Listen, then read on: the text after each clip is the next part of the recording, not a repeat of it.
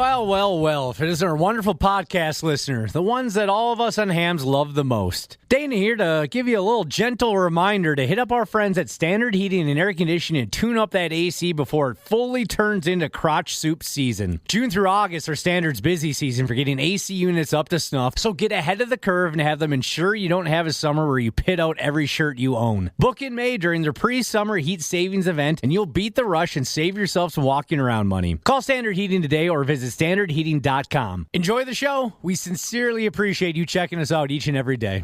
The 93X Half-Assed Morning Show. 93.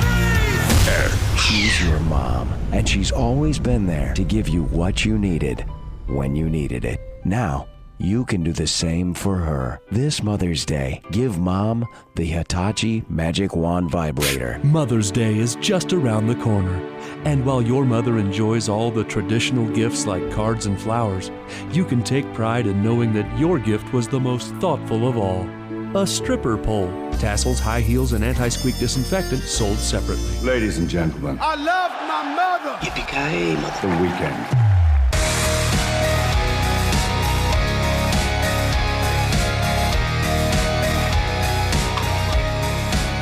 Mother's Day.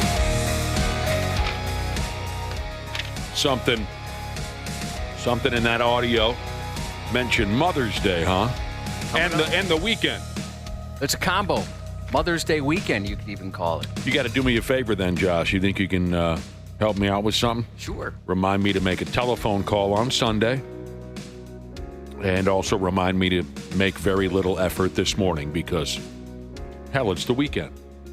You seem like you're in a good mood. I mean, you came in, you body shamed me like usual. I believe you called me chubby or something similar to that, which I haven't forgotten, by the way, and I'm going to put that in my diary. I did not call you chubby. What did you call me? Was it chunky? I called you chunks. Because you're getting a little chunky. Yeah, I understand. Mother's Day weekend, yeah. So I'll help you. I'll text you. Yeah, I would really appreciate that. I got to make a telephone call on Sunday, and then we hope everyone's feeling just terrific this morning. We welcome you to the program, something we call the 93X Half-Assed Morning Show. Every Mother's Day, I do call my mother, and I sing her a special little song. I do. Some of you might think it's corny, but I call her, and I sing to her. I say, "Mother, tell your children not to walk my way." That's cute. I do. Mm-hmm. Tell your children not to hear my words, what they mean, what they say. Mother. I really don't sing Danzig to my mother. I don't. Wouldn't surprise me. She's never really fully understood Danzig like the rest of us. So that song's been around for how long? When did that come out? Early 90s? Oh, at least. When was that? That's still a kick-ass song. Oh, it looks like 88. Oh, wow. God, was it 88? Yeah. Ah, man. Glenn Danzig, what a character. Anyway, speaking of evil music, stay tuned for effing Pantera concert tickets this morning.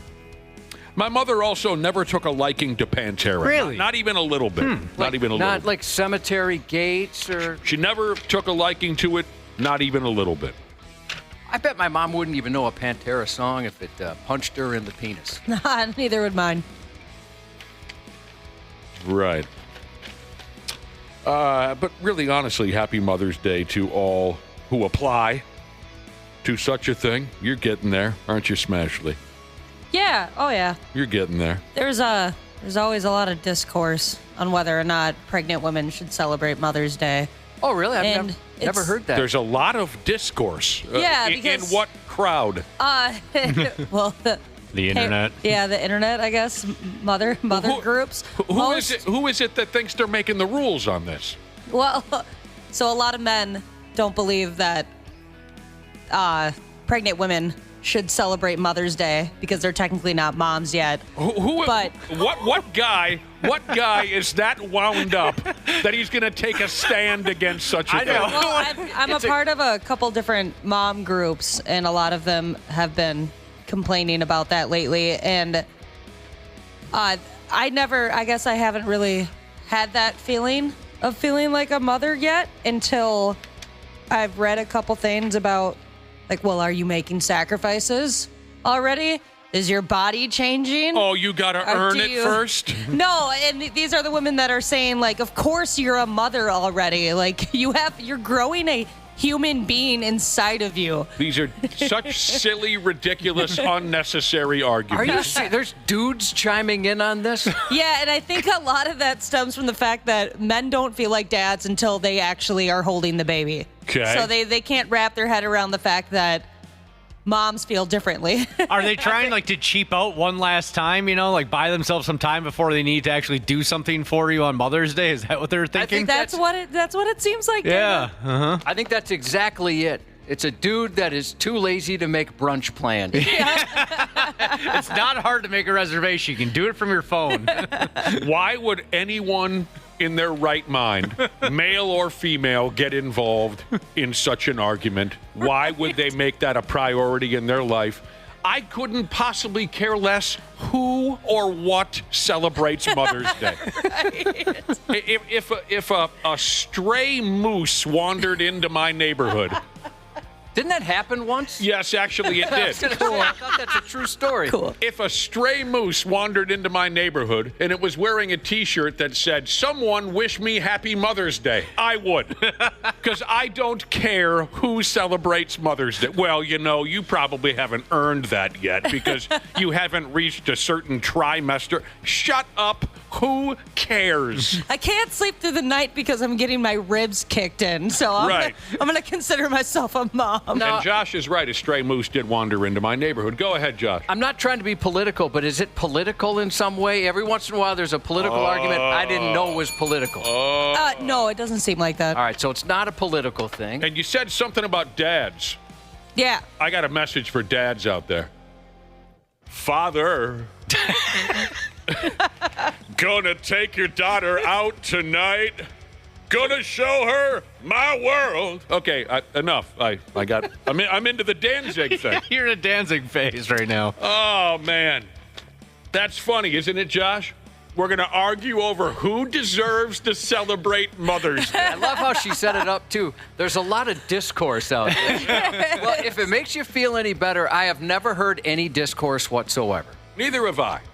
That does make me feel better. But I will bring it up. So I'm going to a brunch for this dog mom I know over the weekend. I'll ask there if anybody's heard this discourse. Dog mothers, right?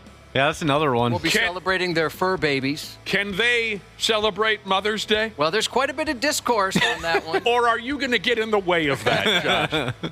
Good Lord. I try to stay away. The other day, I was walking around, and I heard some discourse and some people discussing who can celebrate Mother's Day. I said, I'm steering clear of this one. That's some serious, intense discourse right there. Well, no, you're supposed to jump in on that. Your opinion means something to these. Oh, yeah.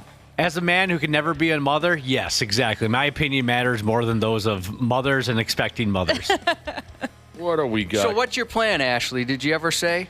Are you going to celebrate? Are you going to get a brunch or some flowers? I guess I'm not sure if anything will happen. I did just my fiance did just build me a garden bed in front of the house, and that cost quite a bit of money. So I think I don't think I'm gonna really press that topic.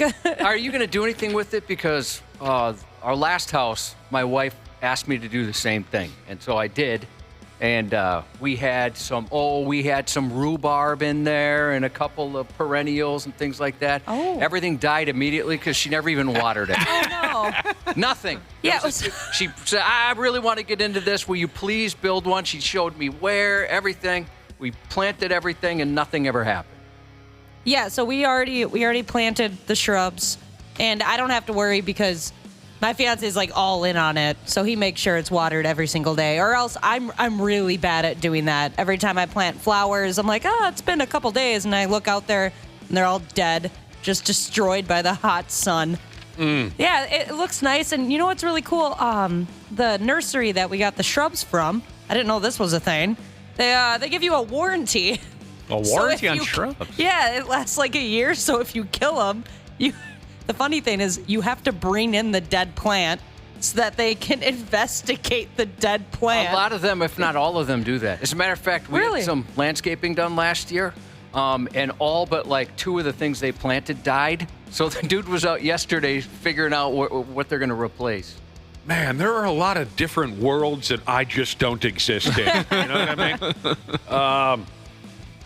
Tonka TIG welding Jesus texted in, Josh, and he said his mother liked to crank up some Pantera now and again. Oh, really? Yeah. Yeah. You must be a young fella. I would think so. Because my mother, like I said, she didn't take to Pantera. She's more of the Carpenters, Helen Reddy, Billy Joel. Leave Billy Joel out of there, and you got my mom as well. With the Beatles, the Mamas and the Papas. Tonka TIG welding Jesus. Mama would just turn up the Pantera. So there you go. What else is going on around here? Well, for some, it's just the weekend, right? Going out drinking this weekend. I was reading something about a guy who brought a peanut butter and jelly sandwich to the bar because he's too cheap to buy bar food. That's ridiculous. Anybody have any thoughts on that?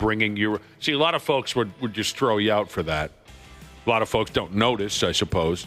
When I say folks, I should restate that. A lot of bars will just throw you out for that. But at the same time, a lot of bars wouldn't even notice, maybe because they're busy, that you're sitting there chomping down a peanut butter. And that's pretty tight to me. That's pretty cheap to bring your own sandwich into the bar. That is cheap. I've seen a couple videos of really healthy people. They're not healthy, or they don't have allergies. They don't have like these gluten allergies or whatever, but they're so healthy and they want to continue to eat good even when they go out to eat. So they will like bring their own little healthy tortilla chips and won't eat the ones that they bring to the table. And it's like, just don't go out. Yeah. You're ruining Stay home. it. These places are not for you. Trying to make the rest of us feel bad. Shut up. Let me eat my unhealthy, greasy tortilla chips. That's the best part. So, no, but when the internet isn't arguing about who deserves to celebrate Mother's Day, they were recently arguing over how great of an offense this was to bring your own peanut butter and jelly sandwich to the bar so you don't have to buy the potato skins or whatever they have at the, That's pretty cheap. I do remember some friends of mine in college, they would like bring a flask to the bar to save money. It's like, come on. Especially in college, too. The drinks were like $2. Yeah, at our last Independence Day booze cruise, I looked over and saw some people, 5-6 people at a table. Each of them busted out a foot-long Jimmy John's sandwich. Respect. And I thought to myself, well, hey, we've got food on the boat. But then my second thought was, that looks pretty good. Yeah. Can I get a bite? Bringing your own flask into the bar. Sure. And like you said, back in those college days, I don't know what it's like anymore. But even when you were going to college, what years were you going to college? Early 2000s? Like 2005, 2009. What was the cheapest? Well, I mean, what was the average cost for you to go out and get drunk? Oh, gosh. $20 max? $20. Mm-hmm. So you still had... it'd be like $2 Long Island iced tea night, and $3 pitchers. Right. Okay. Mm-hmm. Yeah. So, I mean, if you didn't have a 20, maybe you should just stay home. Right. Or just pregame really hard. That too. Yeah, there you go. But I remember, some of this stuff is just so ridiculous. I mean, I was probably, of all my pals during our college years, I had to have been one of the brokest, if that's a word. Does that apply, Josh? Can I call myself the brokest? I know what you mean when you say that. I don't know if that's proper, but I had friends who were just so tight, so cheap. It was just embarrassing, They'd argue, and these kids came from money. They'd argue back and forth over who owed who $5 and just the most ridiculous. I understand we're young, but still, these kids could make a phone call and their parents would give them whatever they wanted, but they would argue over $5. Maybe the most embarrassing thing was a handful of us were drinking at some garbage pile roadhouse bar back in our college years. And two of them thought that a tap beer was too much. Well, that's too much, right? And I bet it was $1. It was insane that they were worried about this. So one grown man, I mean, I know we really are just kids when we're 21, but legally, technically, you are a grown person. One grown man offered or asked the other if they wanted to split a beer. Hey, that beer's too much. Second guy says, yeah, I agree. First guy says, you want to split one with me? That is... And I said, I am not going to sit here while you two guys split $1 or whatever it was. Mm-hmm. I'm not going to watch you split a beer. I will go sit somewhere else. Come on. One bottle of Coors Light and 2 glasses, please. Right. 2 straws. 2 straws. Oh. So there you go. Bringing a PB&J to the bar. Should you be thrown out, or should it be accepted because of how expensive? I mean, you can bring food into a Twins game. You know, they don't get pissy at all about that. They say, go ahead. Certain foods, isn't there a limit on that? I mean, can you bring in a pizza, bring in a burger, I've never looked at so. I thought it was just things like peanuts and popcorn. But I thought you could bring in sandwiches and stuff like that. I don't know. I've certainly seen it there. I don't know. I guess that makes more sense because you're not going there for the food. But for the most part, when you go to restaurants or bars, that's the whole point of you. Yeah, you're going there. That's their business model. Yeah, stay home. Well, at a bar, though, you're going to socialize with people. You know, I don't know. It's tough to judge somebody without knowing all the details. I've been in that spot where it's like all your friends want to go do this, and you don't have $1 to do it. So, Yeah. Oh, yeah, I've definitely been there, but then I usually just say no. But you can only say no so many times, you know? I mean, that's how, when I first started here, that's kind of how it was. Everybody wanted to go to the bar all the time, or everybody or a strip club really is what it was. I'm like, I can't even afford to get in there. You know, it was, if you're in a tough spot, you're in a tough spot. And something else, I know people who bring food to restaurants and they are embarrassed by it, but they have so many allergies, they have to. You know, certain things they can and can't eat. Really?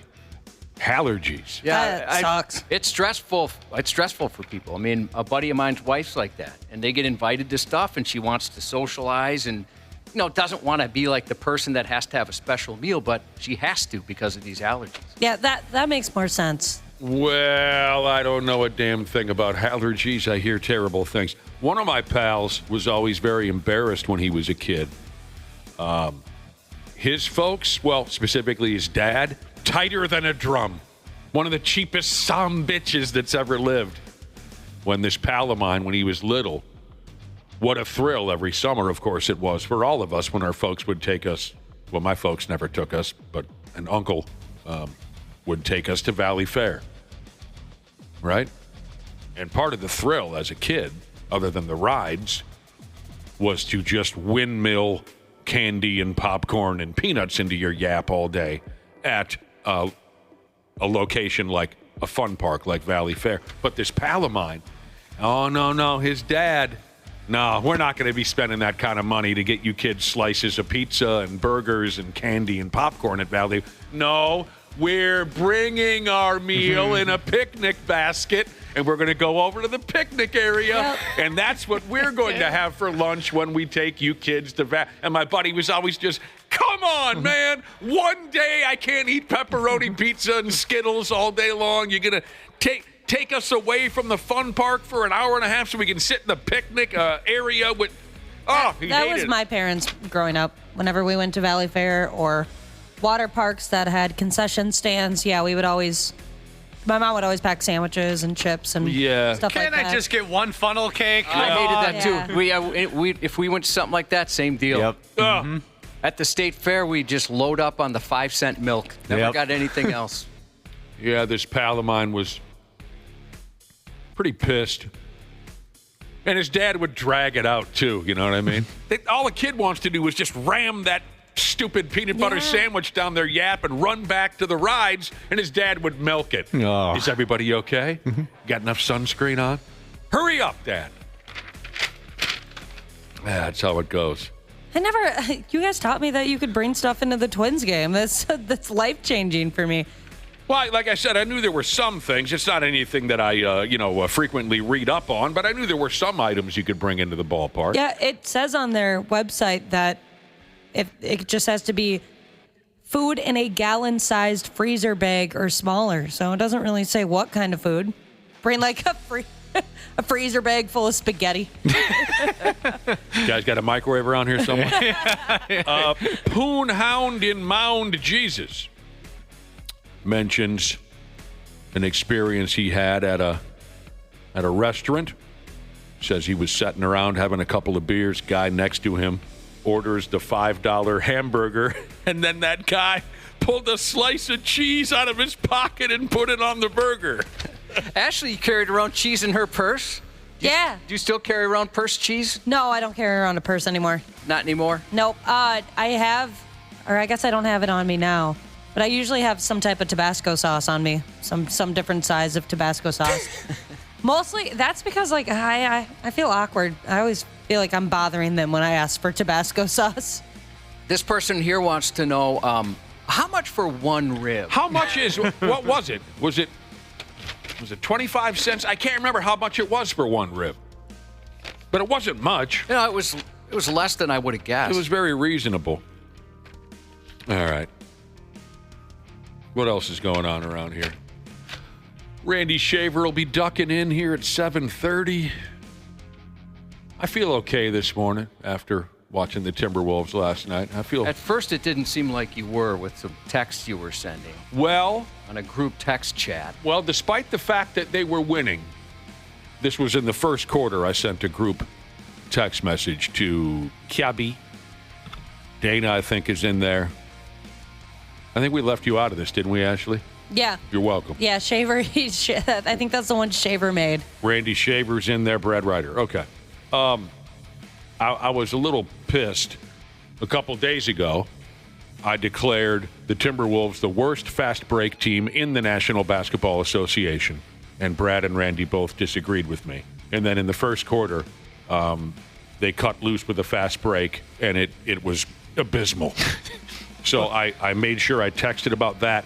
And another statement I made a few days ago where I said, it's absolutely unbelievable and it's almost like against science. Physics. Thank you. Thank you. That's where I was trying to go with that. It almost defies physics and science how often the Timberwolves miss layups. It's all year long. It's bizarre. So I made that statement a couple days ago, and Randy and Brad kind of shrugged that off as well. But in the first quarter of last night's game, the Wolves committed both of those offenses. So I needed to text and say, see? Despite the fact that they had a decent lead, they ended up winning last night. I kept my cool. Maybe I have to apologize to you guys because I'm remaining so calm at home now the last couple of games because my wife asked me to do her a favor and calm down. That you people are kind of getting the brunt of my nastiness, but I think You've been pretty chill. I'm doing all right. Yeah, I'm doing all right. And it's weird that Brad Ryder, who worked for the Timberwolves until he was unceremoniously fired, who had some ill will towards the team for a while, is the most positive person about this. And he was so confident last night, especially texting saying, without Curry, there's no way the Wolves don't win this series. Yeah, he threw in a guarantee there. Yeah, he guaranteed it. Normally, he really hates and roots against the Timberwolves. Josh is right because of what they did to him. But yes, he's being very adamant that without Stephon Curry, the Warriors have zero chance to win this series. And he's likely right. I'm just waiting for the sumbitch to come back way ahead of schedule. See what I'm saying? So I'm not going to make any. The fact that he made those grand statements, I'm not talking about Brad, I'm talking about Steph Curry, where he saying, the hamstring, it's a tricky thing. You can't rush it. I feel like he's just setting himself up to make that great comeback. And everyone's like, oh, my God, can you believe it? The great Steph Curry playing on one leg. He made it all the way back. You might be onto something. Nothing would make me release more vomit than if that moment comes. That's the moment I'm fearing. But none of you guys are going to tell me how much one rib is, huh? I don't remember what. You don't remember how much I'd love to tell you how much it was for one rib, but I just don't remember. I love the F the cup, port my hand for a dime. Yeah. Thank you for your text. We got to take a break. Thank you for your text. Fence erection Jesus. I've been trying to remind myself of this, and I failed.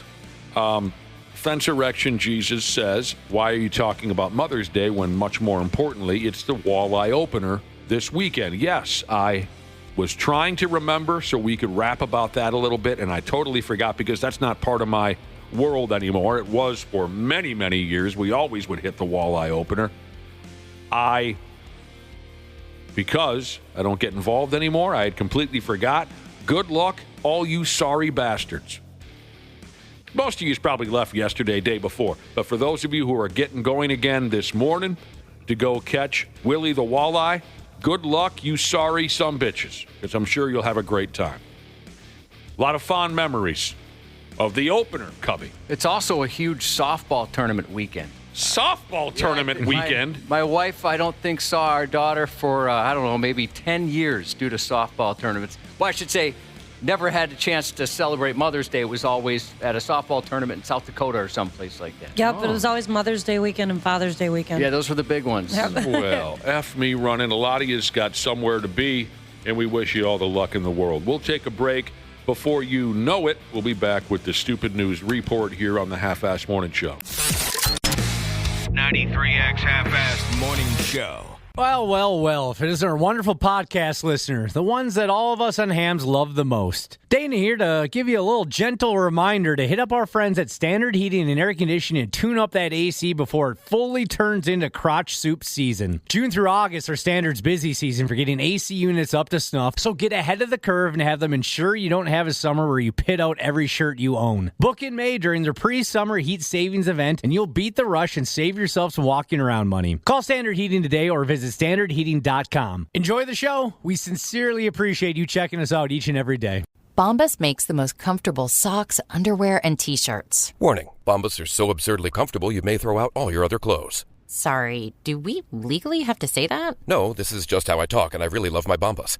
They do feel that good. And they do good, too. One item purchased equals one item donated. To feel good and do good, go to bombas.com/listen and use code LISTEN for 20% off your first purchase. That's BOMBAS.com/listen and use code LISTEN at checkout. I'm Paula Pan. I help people make the smartest money decisions possible because let's face it, money's too important to wing it. What you'll hear is a couple money geeks sitting and talking about this stuff that we're so passionate about. You name it, anything that's on your mind, retirement debt, student loans, saving for college. It's a personal finance journey. It is a wide-ranging squirrel conversation about the topic of personal finance and good financial planning. Super fun. Afford anything. Follow and listen on your favorite platform. Stupid news on the Half-Assed Morning Show.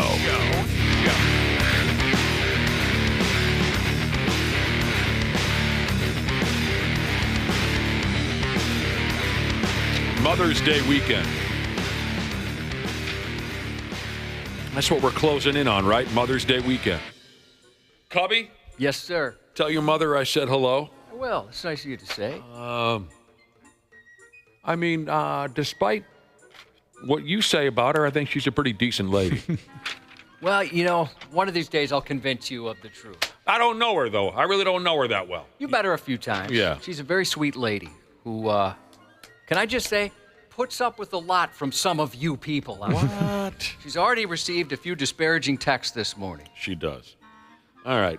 Mother's Day weekend. A listener sent in a little something for Mother's Day weekend, a cute little story for us via our text message machine. 651-989-9393 is how you get a hold of us. You want to hear this cute little Mother's Day story? Of course. All right. The text message comes in from a gal who calls herself Peg Leg Sheezes, and she titles this text message, "My Mom's Day Gift to My Mom." She says, "I was 24 years old, single, went to my parents' house for Mother's Day. I surprised my mom by telling her that I was pregnant. That's cool. My mother's response was, I didn't know you were dating anyone." Peg Leg Sheezes said, "I guess my mother didn't understand that you can get pregnant after sending the classic after bar closed 911 booty call to your ex-boyfriend. My mother didn't talk to me for about a week," she said. That sucks. She said, "My daughter is 25 now and has always been spoiled rotten by my parents. Happy Mother's Day to all of you." That's a great story, Peg Leg Sheezes. I remember when I was a kid and I heard for the first time someone had a child out of wedlock, and I was totally confused. Like, well, wait, how would somebody have a kid? They're not married. I didn't understand. That's how it was taught to me. They pounded that into your brain. Yeah, and so I didn't think it worked. Yeah. Well, wait, no, that doesn't make any sense. They've never been married. Big O Jesus has texted in to say, would you please play the Mr. T Mother's Day song? Well, you played I played a second of it. We'll try to get around to it at one point. But isn't the message in Mr. T's song about his mother? Isn't the message that you should love your mother no matter what day it is? It doesn't have to be Mother's Day or Christmas or her birthday. Yeah, right? Even on Father's Day. Even on Father's Day. I wanted my mother to know that I love her every day. And not just on her birthday. Not just on Mother's Day. Not just on Valentine's Day or Christmas Day. But I love my mother on President's Day. Heck yeah. I always call my mom on President's Day. I love my mother on Election Day, on Labor Day, Independence Day, Columbus Day, Earth Day, Memorial Day, Flag Day, Groundhog's Day, April Fool's Day, New Year's Day, St. Patrick's Day, Wow. and yes, even on Father's Day, I love my mother. Yeah.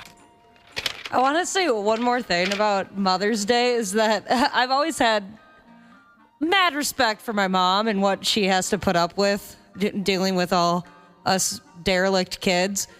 But being pregnant, I cannot believe this woman did it 4 times. Heck no. What were you thinking, you crazy lady? Well, she really likes to bump. And she hates condoms. It's just exhausting. She hates condoms and she hates the withdrawal method. Thank you for doing that. It's a latex allergy issue. Yeah, Ashley, I got an aunt that did it 16 times. What? Is that even possible? It happened. It happened. Oh, God. All right. Father's Day, he said, right, Josh? You should even on Father's love Day. your mother on Father's Day. That brings up, and Peg Leg Sheezes' story brought this to mind for me. Peg Leg Sheezes talking about, she got pregnant via a one-night stand with her ex. Like it was a 911. Yeah. After bar 911 booty call with her ex, right? It can happen, of course. It only takes one shot. It brings me back to when I was a young feller, just a couple, 3 years out of high school, working at the local ice rink, driving the Zamboni. Never should have quit that job. But I remember very vividly, it was the 6 a.m. game, the very first game of the day, brutally cold morning. So it's the little mites were always the first to take the ice on the weekends. Little tiny little 6-year-old kids or whatever wheeling around. And I came out of the very comfortable office for the Zamboni driver, and I spot this guy that I went to high school with that I hadn't seen since. It had only been, a few years, but I hadn't seen him since. And I said, Donnie, what the hell are you doing here? He was just standing, hands in his pockets, watching this mite hockey game at 6 o'clock in the morning, and he says, oh, you see that kid out there, number 15? And I said, yeah. And he goes, yeah, product of a one-night stand right there. And I said, really? And he goes, yeah, so the fact that I couldn't pull out in time because I was too drunk, that's why I'm standing here at 6 a.m. on the coldest morning of the winter watching really bad hockey. He was not a happy guy. He's trying to warn you in a way. That's hilarious that he's not over it after all these years. He was still not happy to be there. Also, we talked about being cheap a little earlier in the program. Cheap people. Or thrifty. I guess it depends on who you are. The direct conversation was about whether it's tacky, I guess, or not, to bring your own food into a bar not in case isn't where I should go with that. Bringing your own food into the bar instead, Jesus, that took me way too long. My God. Instead of buying the bar's food, you know. And I bet if you're a bar manager or a bar owner or a bartender and you're listening right now, you're saying, hell no, you don't bring your own food in there. If you're just a bar goer, some of you probably think it's terrible and tacky. Some of you probably don't care. But that was the conversation we had, whether it's tacky or not to bring your own food into a bar. Backyard Haircut Jesus texted in and said he was out drinking a week or so ago, and he says some cheap bastard brought his own cocaine into the bar. What? I like to bring my own stool. Oh, I just like to have one that's, comfortable with me. Sure honestly, I'd understand that. You picked him up. You dropped him, Jesus said, at his daughter's high school on the topic of mothers. There's going to be 5 new moms that are juniors right now, pregnant. And apparently one girl was already carrying a real baby around in school last week. Wow. My wife had the same situation in her high school. I should ask her how many were pregnant in her class at some point. The kids are having sex. Apparently so. Yeah. Holy cow. I never had that when I was in school. I never knew anybody that, I guess nobody in my friend group ever got pregnant. Nobody that I'm aware of. Yeah, kids are out there doing it. Okay, let's begin today's report. Sorry to tell you, we're going to begin in the worst possible place, the awful, terrible Alligator State. Okay. I think I've only weaponized food once in my life that I can remember, and that's when I picked up an overcooked bratwurst and I threw it as hard as I could at my pal's testicles, and I caught him square, and it caused him to instantly vomit, which, if you don't mind me saying so myself, was absolutely incredible to watch. Was that what you were aiming for, or yes. It just kind of happened that way? I was absolutely aiming for his penis and testicles, and I threw an overcooked bratwurst as hard as I could, and I hit him. Oh, man, it was a strike. And he instantly vomited, and I was very proud of myself in that moment. But as far as I can remember, that's the only time I've ever weaponized food. A 39-year-old woman by the name of Allison Swan is up against battery charges for allegedly attacking her wife with a fistful of nachos. This all-girl gong show cut loose last Saturday at around 3 o'clock in the morning, so I think it's safe to assume that the two of them might have had a few drinks by then. It says here now, Allison was playing video games in the living room and saw that her wife was making nachos in the kitchen. Allison said to her wife, "Hey, girl, isn't it a little late to be deep-throating nachos?" And then also, Allison made a comment about her wife's weight. Oh. You don't do that. That's so messed A up. lot of folks say that's never a good idea. No, it's never a good idea. Nachos. To criticize your wife's weight. So again. What would happen to your fiancé if he ever criticized your weight, Ashley? You have been putting on some weight.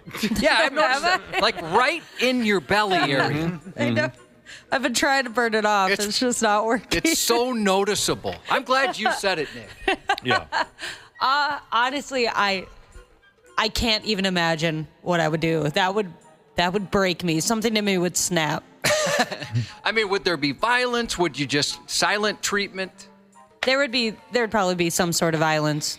I think I'm picturing you actually stunned silence for a few seconds and then just right into a rage of violence that you only see in movies like Kill Bill. There would probably be some laughter before the violence broke out. Like of a crazy person? Yeah, like a little bit of a warning. How about laughter during the violence? Well, you like laughter after violence. A mad cackling as you're beating him to death with his own stupid lacrosse stick. Anytime I've gotten genuinely just completely angry at somebody, it usually starts off with a that's the scary one. That's terrifying. Evil laugh. because I'm like processing what I want to do to them or what I want to say to them. All right, so again, this is a wife team, 3 o'clock in the morning. Probably had some drinks in them. Allison is the one who's up against battery charges for what happened. She assaulted her wife with a fistful of nachos. Just to recap, Allison's playing video games, sees that her wife was making nachos in the kitchen, and Allison says to her wife, it's a little late for nachos, and then made a comment about her wife's weight. They started arguing, and before the wife noted, Allison grabbed a handful of cheesy nachos and shoved them down the back of her wife's pants. It's kind of funny. So nacho chips and cheese smashed in between your ass cheeks. Doesn't sound comfortable to me. No. So by God, after that silliness, the wife had to up and change her pants.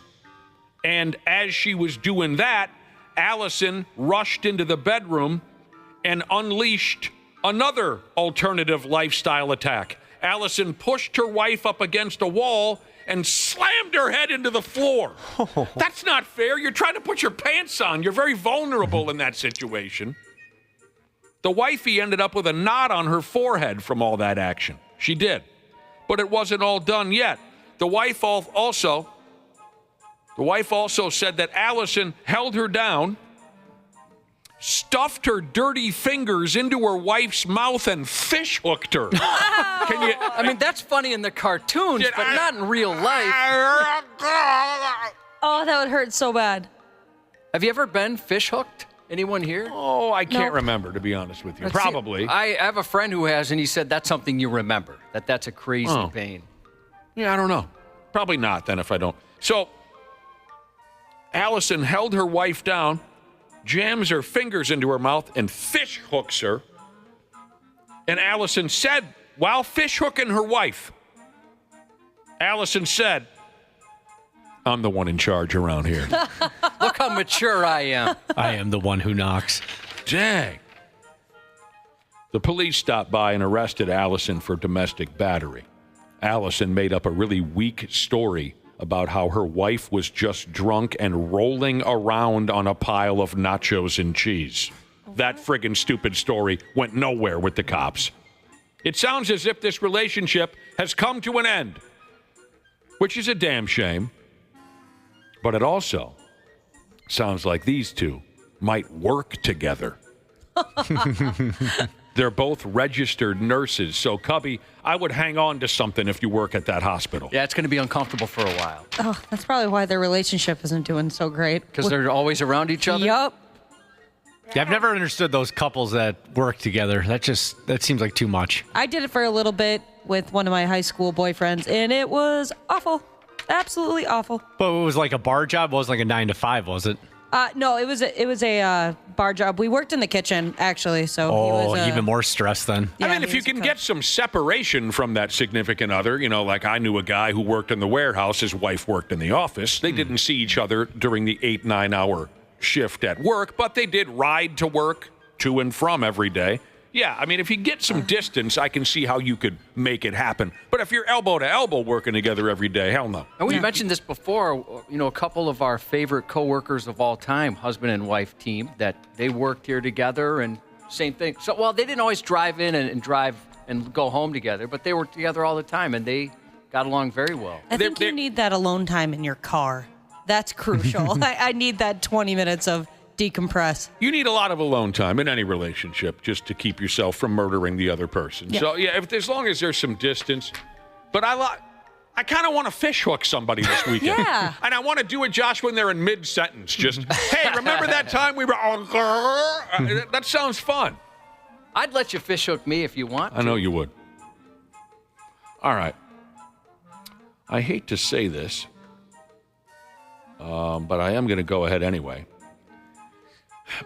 Stories about people mangling and killing themselves for a good selfie has jumped the shark. Apathy has set in for me personally, Josh. I'm giving it the old Jay Cutler. Don't care. But for those I understand. of you... I mean... You do. How many warnings do you need? How many lessons need to be learned before you pay attention? You're on your own. Don't care. But for those of you who still enjoy the idea of a selfie taker ending up in bloody pieces, here you go. It says here, an American tourist visiting Rome upped and impaled himself on a metal fence at what they call here the Colosseum. And most folks who were on the scene say that he was possibly trying to take a selfie. So apparently the poor bastard was screaming out in terrible pain as he dangled like a testicle from that metal fence for more than 20 minutes. Oh, that's too much time to think about your life. Yeah, and how dumb of a decision that was. You really reconsider some things during that 20 minutes. Yeah. Word is it was a 47-year-old cat who got himself hung up on that fence. The fence, I bet this stung a little bit. The fence pierced his... Okay, I know Josh knows the rest of that sentence. Dana and Ashley maybe do not. The poor American tourist who was at something called the Colosseum, and he is trying to take a selfie. He falls. He impales himself on a fence. The fence pierced his what, Ashley? His stomach. She's going to go with stomach, Josh. Dana! His butt. A lot of stories go that way. I've seen that with a picket fence. Somebody pierced their butt. Ouch. The picket fence entered the back door? Yeah, well, he had jeans on, and it left a jeans mark on this white picket fence. But so it just poked up there. It was not bad enough where there was any permanent damage. Okay. But it was uncomfortable for him. It just barely... It said hello, and that was about it. Teased him a little bit. It booped him. Boop. Boop. I told you I know a gal who, wearing a jean skirt... Oh, yeah. Jumped over a chain link fence when she was drunk. And remember the old Spice Girls song, 2 Becomes 1? Oh, gosh, no. The pain. That's kind of gross, right, Ashley? Oh. Yeah. 2 turned into 1. I don't like that story. But I love that song. That is one of the sexiest songs ever made. Remember Baby Spice, how she looked in that music video? I'll never forget the way Baby Spice looked in the Spice Girls video for a song called 2 Becomes 1, or whatever the hell it was called. They were incredible. They really were just the cutest things. Absolutely one of the most incredible. Should I be embarrassed to say I kind of like that song? Oh, it's a great song. When I was a teenager, if I heard me say that in the future, I'd hate myself. But it's a catchy tune. The Baby Spice line, she said, "Get a little closer, baby. Get it on. Get it on." Are you kidding me? She's so cute. I would choke every one of you out with my bare hands while you looked into my eyes and begged me to stop if Baby Spice was what was on the other end of that chore for me. Do you see what I'm saying? I get it. I think my It's all right. final words to you would be, fish hook me. Oh! Before I go, give me that fish hook. Give me the... I need some love like I've never, ever wanted it before. After the show's over, we're listening to that song 3 times in a row. I never really listened I'll to be them. in one room by myself. You guys will be in another room. Okay. God, she was insanely hot. Okay, anyway, the question was, what was pierced on this guy? When the fence grabbed him, it pierced his what? Ashley guessed, don't tell me, you guessed stomach. Dana guessed ass. Ass. The fence pierced his spine. Doctors needed to dump 80 stitches into his body. It took paramedics a while to get there. Dude was just a hanging. Folks say he screamed until he lost consciousness. No. I've done that. While, of course, others took videos and still photographs. Oh, of course. Yeah, what else is there to do? It's the same story every time. First person, should we try to help? Second person, hang on a minute. I'm about to go live on Instagram with this. I'd be so bad at that. Just yesterday, my dogs were doing something cute, and so I'm like, I got to videotape this for my wife. She's going to love it. And at the very end, I hit what I thought was the stop button on my phone, but that was the start button. I didn't even know how to start recording on that thing. That's the worst. That pisses me off so much when I do that. Oh, it's even happened to you? Oh, Well, yeah. I feel better. Yeah, it's easy to do. Poonhound and Mound sent in a text for me that says, woo-wee, do not Google Baby Spice today. Your heart can't handle it. I think I did check her out. Yeah, and she's still scorching hot. Wow, yeah, she is still so Scorching, beautiful. blazing. She's like a missile cruising through the sky. My gosh, she aged so beautifully. Yes. How old is she? She made a deal with Probably the devil. 50. Oh, you think she's that old? I would imagine I would have thought she'd be younger than me. 49. Yeah. I mean, that was 30 years ago. So yeah. we're about the same age. I never would have guessed. Yeah, we're about the same age. She can't call herself Baby Spice anymore. Yes, she can. 'Cause Full-grown adult. She's or my grown baby. adult. What do I do now? Oh, God.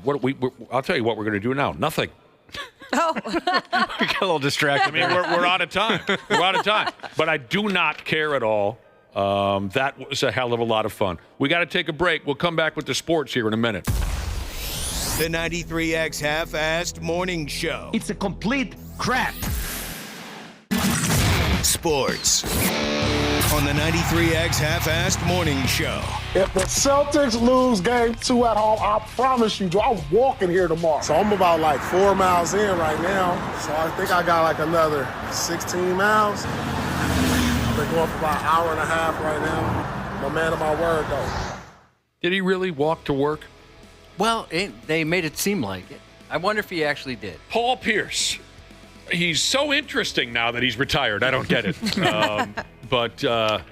Yeah, being a former Celtic, he made a promise on a television show that if they lost game 2 to New York, he would walk all the way to work, which was a little over 20 miles.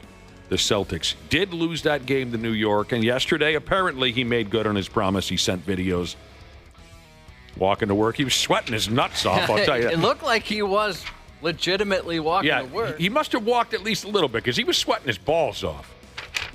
So there you go, Paul Pierce. Can you leave us alone for a couple weeks now? Just leave us alone. I wasn't even that interested when he was a player. No, yeah, he was kind of nondescript. He was good, He was good. He was very good. Mm-hmm. It's not like I walked around the corner and was met with tons of fans wearing Paul Pierce jerseys. Exactly. Yeah, I had no idea who he was until yesterday. So Ashley didn't even know who the hell the guy was. Speaking of basketball, the Timberwolves squared up that series last night, and everyone's feeling a lot better about it. Draymond Green is still a bitch. Yeah, he is. He is still a bitch. He's just a child. He's just a giant child, and he can't get right. Nothing's ever his fault. No, Or somebody else. No, yeah, he tries to lead us to believe that we're all crazy. He didn't commit a foul. He didn't slap anyone across the face. What are you people crazy? Dude, we watched you slap someone across the face. And there's a campaign to make him look like the bad guy. Yeah. He's never done anything Come on, to earn dude. that. You choked Listen, Rudy Gobert. It doesn't matter how many testicles I've obliterated with my own foot on purpose. I'm not the bad guy here. Why are you making me the bad guy? He is such an incredible child. I can't stand it. But we can blow up about that later. I love seeing a sweep by the Twins over the Baltimore Orioles. That was fun to see yesterday. They start a series this weekend at home with the San Francisco Giants. We got to take a break. We'll be coming back with Josh's news report in a few minutes. The 93X Half-Assed Morning Show. Well, if it isn't our wonderful podcast listener, the ones that all of us on Hams love the most. Dana here to give you a little gentle reminder to hit up our friends at Standard Heating and Air Conditioning and tune up that AC before it fully turns into crotch soup season. June through August are Standard's busy season for getting AC units up to snuff, so get ahead of the curve and have them ensure you don't have a summer where you pit out every shirt you own. Book in May during their pre-summer heat savings event and you'll beat the rush and save yourself some walking around money. Call Standard Heating today or visit standardheating.com. Enjoy the show. We sincerely appreciate you checking us out each and every day. Hey there, I'm Paula Pant, host of the Afford Anything podcast. I help people make the smartest money decisions possible. You should not do the 401k loan. Reason number 4,872. Are we heading for a recession? You'd be shocked. Dumping it into the house? Invest in flipping houses. Mathematically the better option. Paula Pant's really keeping us in business. Because face it, money's too important to wing it. Review your budget. Take the reins. Sharpen your skills. Do the things. Start a side hustle that will affect your life. Right. Afford Anything. Follow and listen on your favorite platform. We got a full tank of gas, half a pack of cigarettes, it's dark, and we're wearing sunglasses. Hit it. The 93X Half-Assed Morning Show. Police used surveillance video to identify Sharp as the driver. Police say this started when one of Sharp's children got into a fight with another student. A 23-year-old mother is facing serious charges after turning the school drop-off line into a battleground. Authorities say LaJean-Keisha Sharp drove several kids, including one of her own, to an elementary school in northwest Louisiana last Tuesday morning. But it wasn't to kickstart an education. It was to kick ass. According to police, Sharp pulled up around 8 a.m., let the kids out, and sent them straight into a brawl with another parent's children. When things didn't go her way, she didn't just sit back. She reportedly tried to run them over as they ran away. Another parent witnessed the incident, called 911, telling dispatch Sharp's kids were dropped off with the express purpose of attacking theirs. When the targeted children fled, Sharp got behind the wheel and aimed right for them. She later claimed the caller's children were throwing rocks at her car. But Sharp ain't so sharp because investigators reviewed school surveillance footage. Which they say clearly shows her deliberately trying to hit at least 6 children. You can't spin stories like you used to, right, Josh? Everybody's got a camera. There's cameras everywhere. Everybody's got. Did you say her name was LaJean-Keisha? LaJean-Keisha. LaJean-Keisha. Yeah. Now, her folks, indecisive people, I would imagine. And I had to look online to see how it's pronounced, and it might not even be that. It's Lejonkica. Indecisive people. Oh. Either that or someone fell asleep on the keyboard when filling out the birth certificate. The cat walks across it. Hey, that looks like a name. Go with that. Oh, man. Promo. West St. Paul police are asking for the public's help after a scary situation. A man reportedly tried to lure a group of elementary school students into his van with snacks. Snacks? Man, can you imagine being a van salesman? It's got to be a tough sale. That's the most stereotypical child abduction thing of all time. You get your balls busted by the salesmen who sell regular sedans. You had a van, didn't you, at one point? I did, but so did I. It had windows and it had a bed in the back. Hell yeah. Wow, things got fresh back there a time or two. But you're right, Josh. I bet you a regular sedan salesman treats a van salesman the way regular teachers treat gym teachers. You know what I mean? They're always busting their chops. They never give them any respect. It's got to be a tough gig to be a van salesman. I worked at a car rental agency place once, and we rented a lot of those white vans, people use for apparently things other than kidnapping somebody. I had no idea, but we always kind of did a double take when somebody would come in for one of those. Like, what's this guy up to? I mean, everybody knows if you say windowless van, you're about to make a kidnapping joke. Mm-hmm. I did tell this story before, and I won't get into it because it's very long, but when I was in middle school, I was almost kidnapped.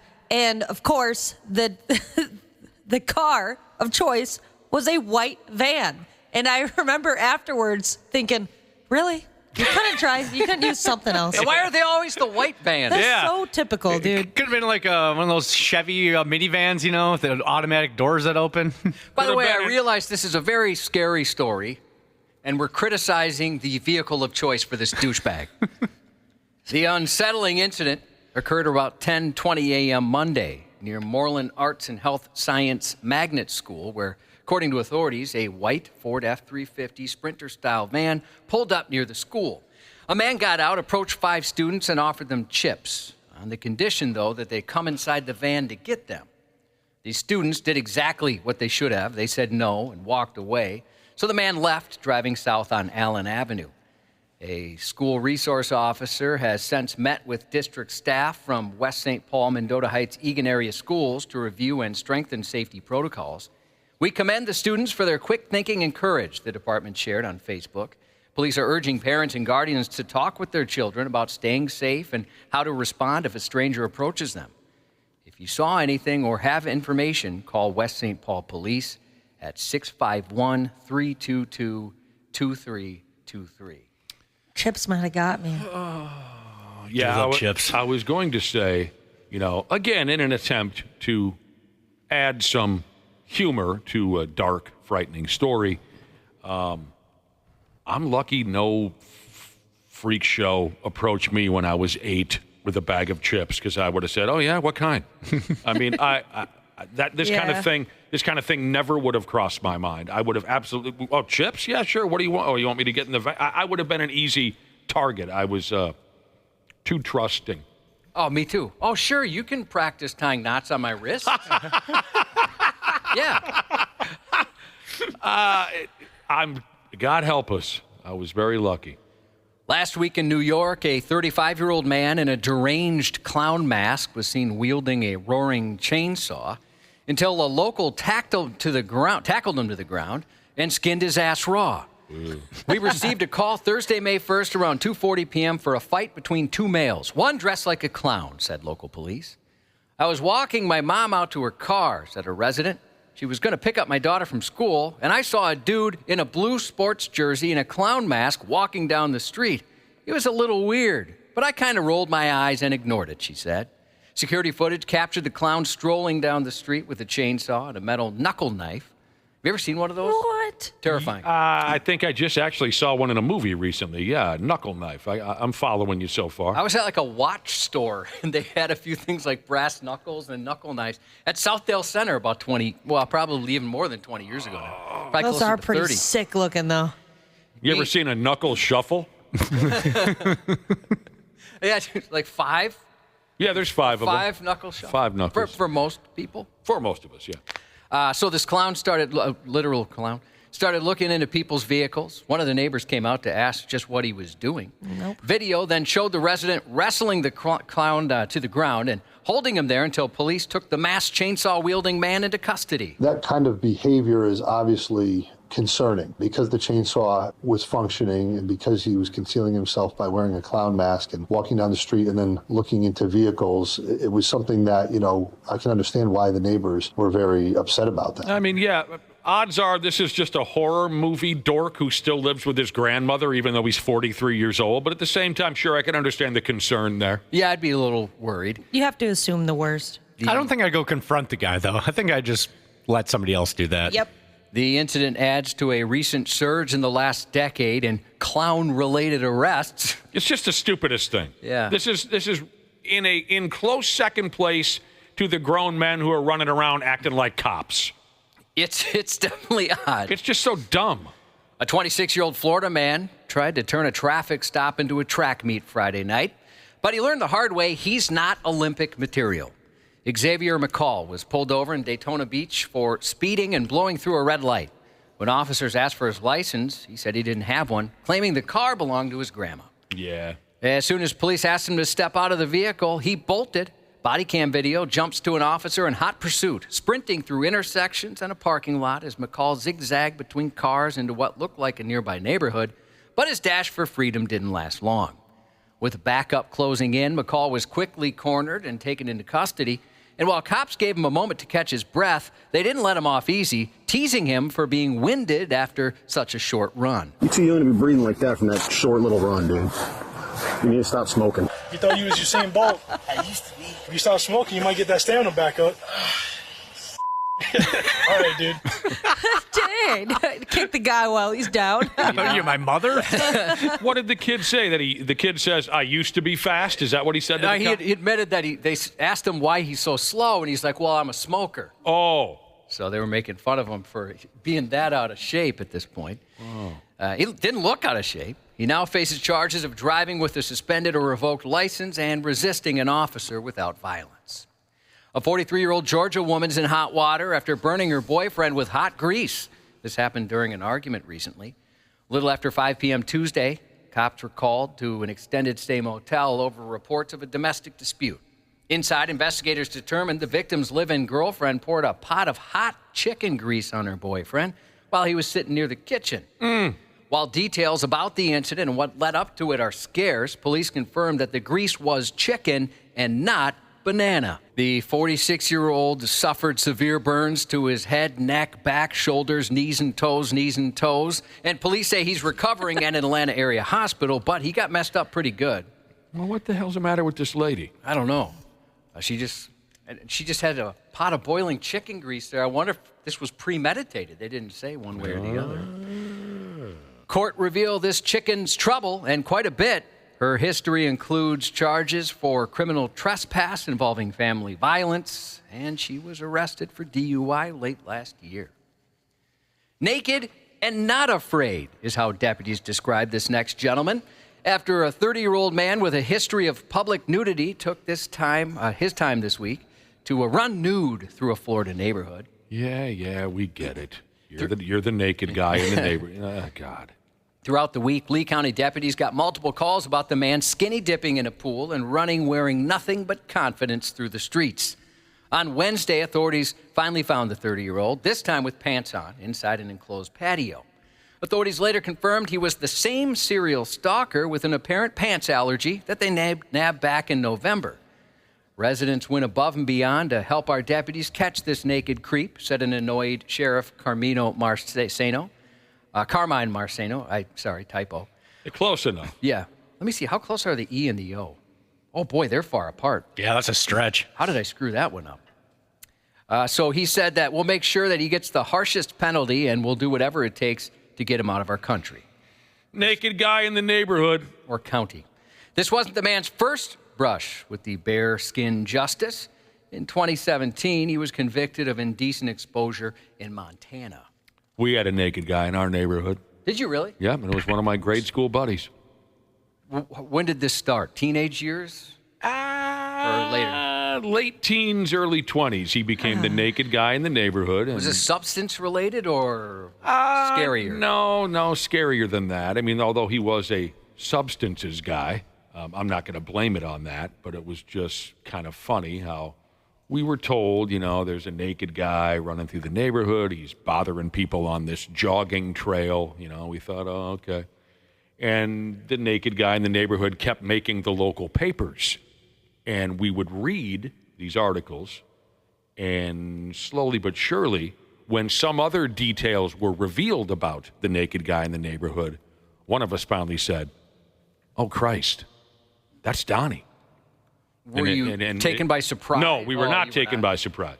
But, some physical descriptions, but mostly in the paper they would describe some other behaviors, and it slowly but surely dawned on, oh, wait a minute, we know this guy, like, really, really well. Like, this is one of my best friends growing up, became the naked guy in the neighborhood. It's kind of fun, but also very frightening. Very frightening, and it did not end well. Yeah, that's pretty frightening. Yeah. From the week's 93x.com notable new releases page, we spotlight Sleep Token. I know a lot of people are very, very excited about this one. Their highly anticipated fourth studio album, Even in Arcadia. Even in Arcadia follows the critically acclaimed Take Me Back to Eden, which earned the Billboard Music Award for Best Hard Rock Album last year. If you're interested in experiencing them live, 93X presents Sleep Token live at Target Center Wednesday, October 1st. That's going to be a crazy show. Yeah, we've received so many texts on Sleep Token. It's one of my buddy's favorite bands. Absolutely loves them. Cheapest ticket to get in the door is $300 on StubHub right now. I looked today. Yeah. I know. Is that nuts? It's like $337. And you're in the way back. Yeah, those aren't great seats. No. Yeah. No offense to them, but I didn't know that they were this big of a deal until this concert, and how many people have reached out to me for tickets, and I'm like, That's going to be a really hard ask there, buddy.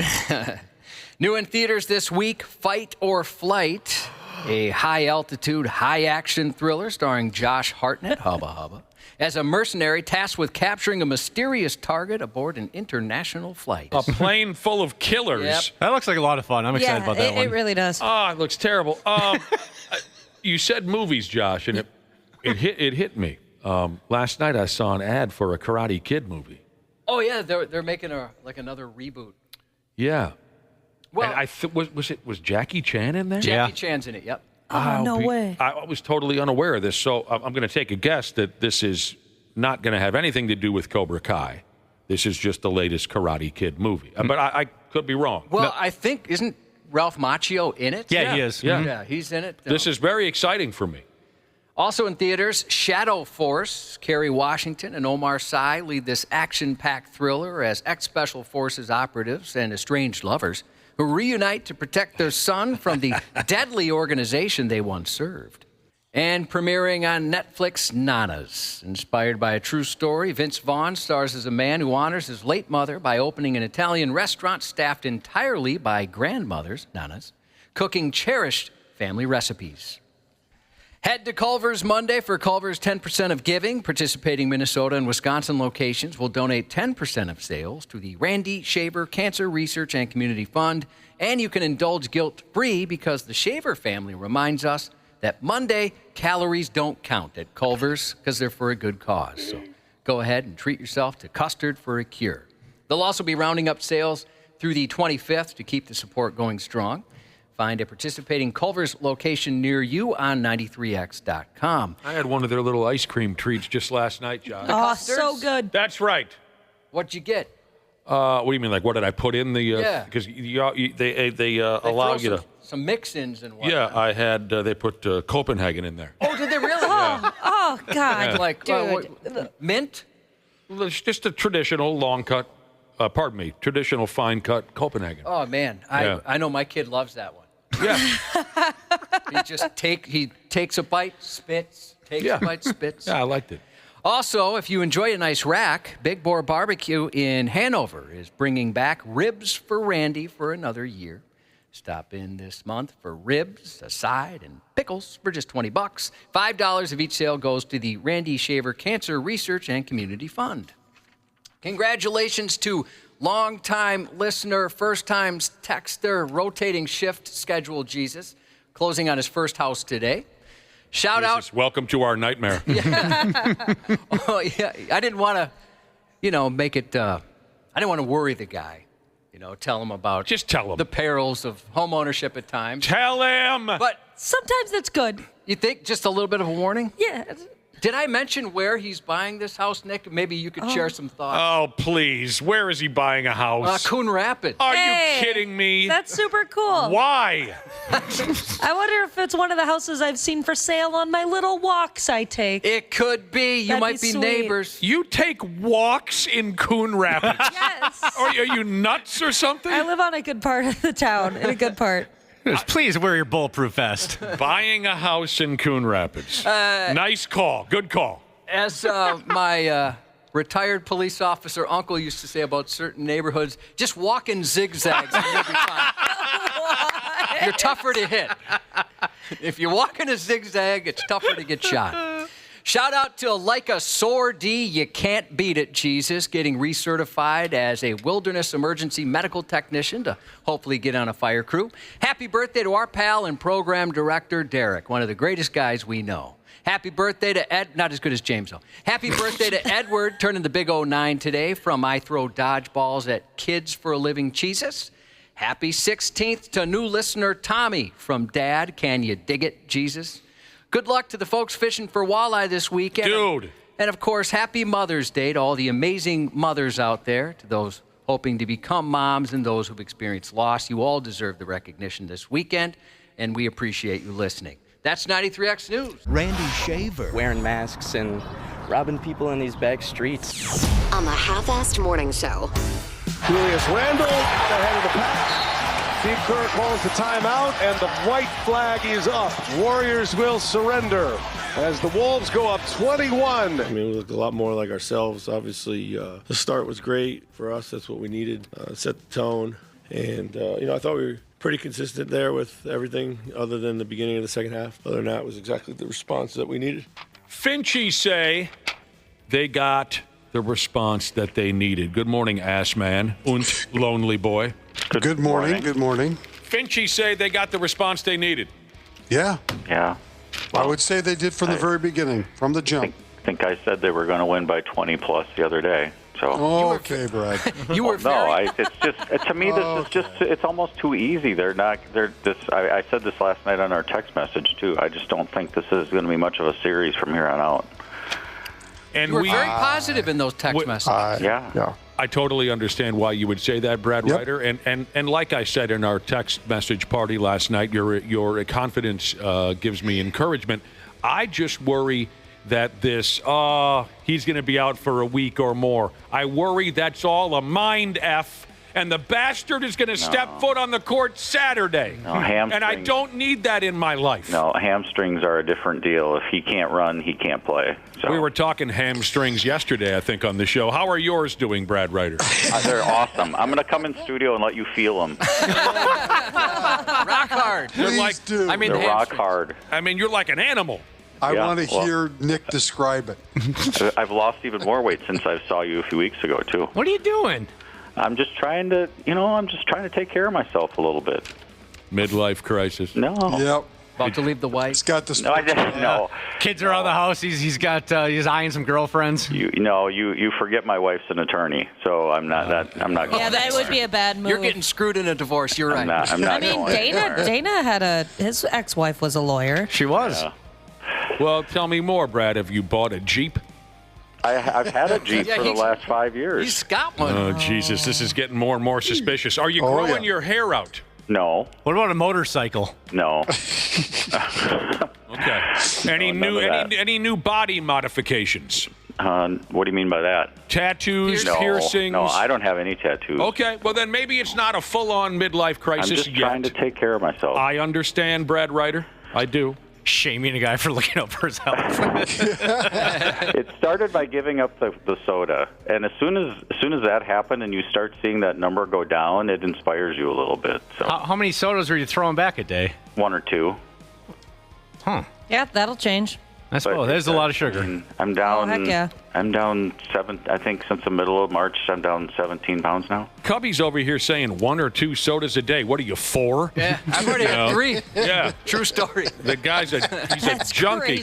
Josh walks in and shotguns a Diet Mountain Dew before he turns his computer on. Pretty much crush the can on my head. Exactly. Brad Ryder says without Stephon Curry in the lineup, the Golden State Warriors have 0 chance to win this year. That's a 30-win team without him. 0 chance. Randy Shaver? I disagree with that. You disagree with that? I've seen NBA teams, and I think we have during the course of the season, albeit the regular season, with star players out and still find ways to win. I think going back home will be a jolt for Golden State. I don't think it's going to be as easy as it looked last night. They just got off to a terrible start and just could not recover.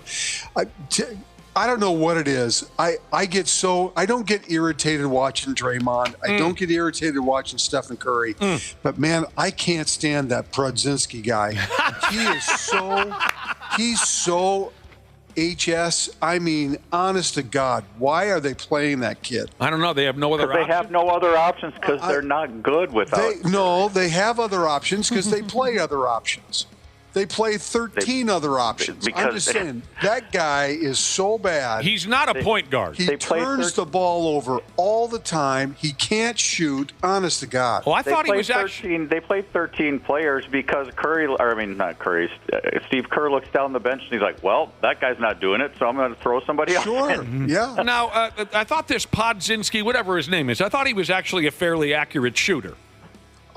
He's not a bad three-point. Not a bad three-point shooter. He is just not a good player. So then, are you guys saying then that the absolute only reason why the Golden State Warriors ended up in the playoffs was 100% Steph Curry? You take him off that team and they don't make the playoffs. They were in a play-in game with him. Oh, were they in a play-in game? Yeah, sure. Yes. Yeah, they were 7. Yeah, you take him off that team, and they're a lottery team.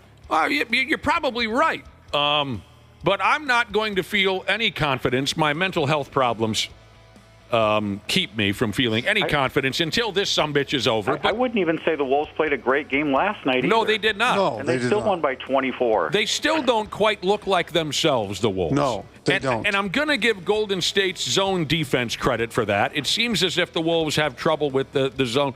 Anthony Edwards still doesn't quite look like who we're used to seeing. But just A1 from day whatever, one. just beat these pricks. That's all that matters. Julius Randle does look like himself. Yeah. 24 points. He's been the one consistent, that's for sure.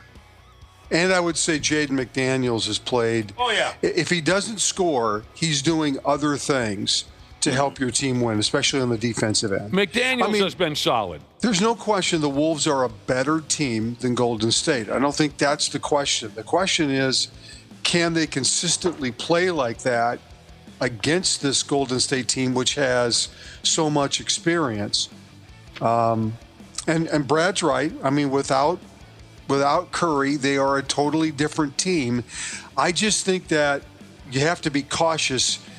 And I've learned this too. I mean, I've said some things that turned out to be totally wrong because I was so overconfident that this certain team or this player or whatever was going to be the dominant factor.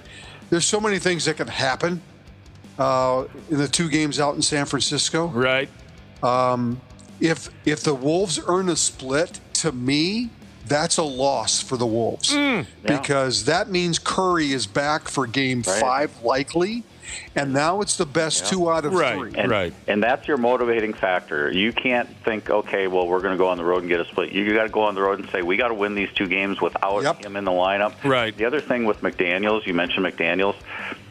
Since Curry is not playing, McDaniels doesn't have to guard him. So McDaniels gets to guard Butler, who's their other scoring, their main scoring option, obviously. So no, now, he's not. He is not their main scoring option. He was so bad last night, Brad. Yeah, I've never seen a superstar pass. But that's my point. Is so that Jaden, many shots. That's my point. Is that Jaden McDaniels is now guarding him instead of Steph Curry. So far, Jimmy you know what though? It wasn't because of McDaniels. It's because Jimmy didn't want to shoot. Well, tell me I'm wrong. Well, did you watch the game? Yes. Yeah, I did. He doesn't want to shoot. It was a little of both, Randy Shaver. It was a little of both. It was a little of both. There were certain McDaniels is a tougher call for him than whoever was guarding him. He doesn't want to shoot. So far, Jimmy Butler has been the most boring player in the series. He looked like he didn't even want to be there. Yeah. I think there's something to the fact that he's got a tougher defender on him now, though. Yeah, there were certain situations where Jimmy got himself stuck and had to pass the ball because of the defense, because of Jaden McDaniels. There were others where he was probably being too generous. Oh, there was a couple of drives to the basket that he had chances to shoot, and even the announcer said, what's he doing? Why isn't he shooting? Yeah, he should have shot a few more times, but I think some of that does have to do with McDaniels. I love that he's so invisible in this series. If I'm a Golden State fan, I'm frustrated by what I'm seeing because Jimmy Butler is not being the team leader that they need on the scoring side of things. They need him to shoot more. Nickeil Alexander-Walker dumped in 20 points. It was a good night for the Wolves bench. Dante and Naz Reid and all those guys. Some side notes from last night's ball game. Ashley wanted to bring this up earlier, and she encouraged us to bring it up again when we were in commercial there. Draymond Green is the same little bitch that he's always been. Just a moron. Yep. Okay, that's 5 technicals, and Steph trying to calm him down. If you get 7, you get a suspension. He didn't calm down. Uh-oh. He had to take him out the game. I know, exactly. That was the thing probably more disturbing, because number one, that was a flagrant, because you can't hit, anytime you make a head contact. Right. But the thing that bothered me the most, Steph had, we already short-handed, and you still arguing. They've called it flagrant, they've called it technical, let it go. I was yelling at the TV during that. Tee him up. Give him another one. Give him another one.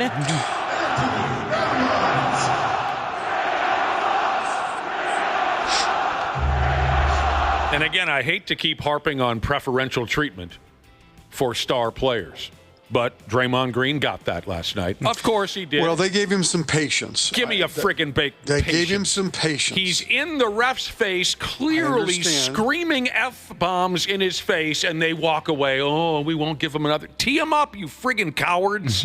But you don't do it. If it's Naz Reid, he gets teed up. It's Draymond Green, he First does of all, not. Naz Reid would not do that. So Well, give me a break, Randy. You know what I'm saying. I know what you're saying, so but tired of this crap. I still think they do. I still think there is a certain amount of patience given in the playoffs for players like a Draymond. Well, yeah, that's wrong.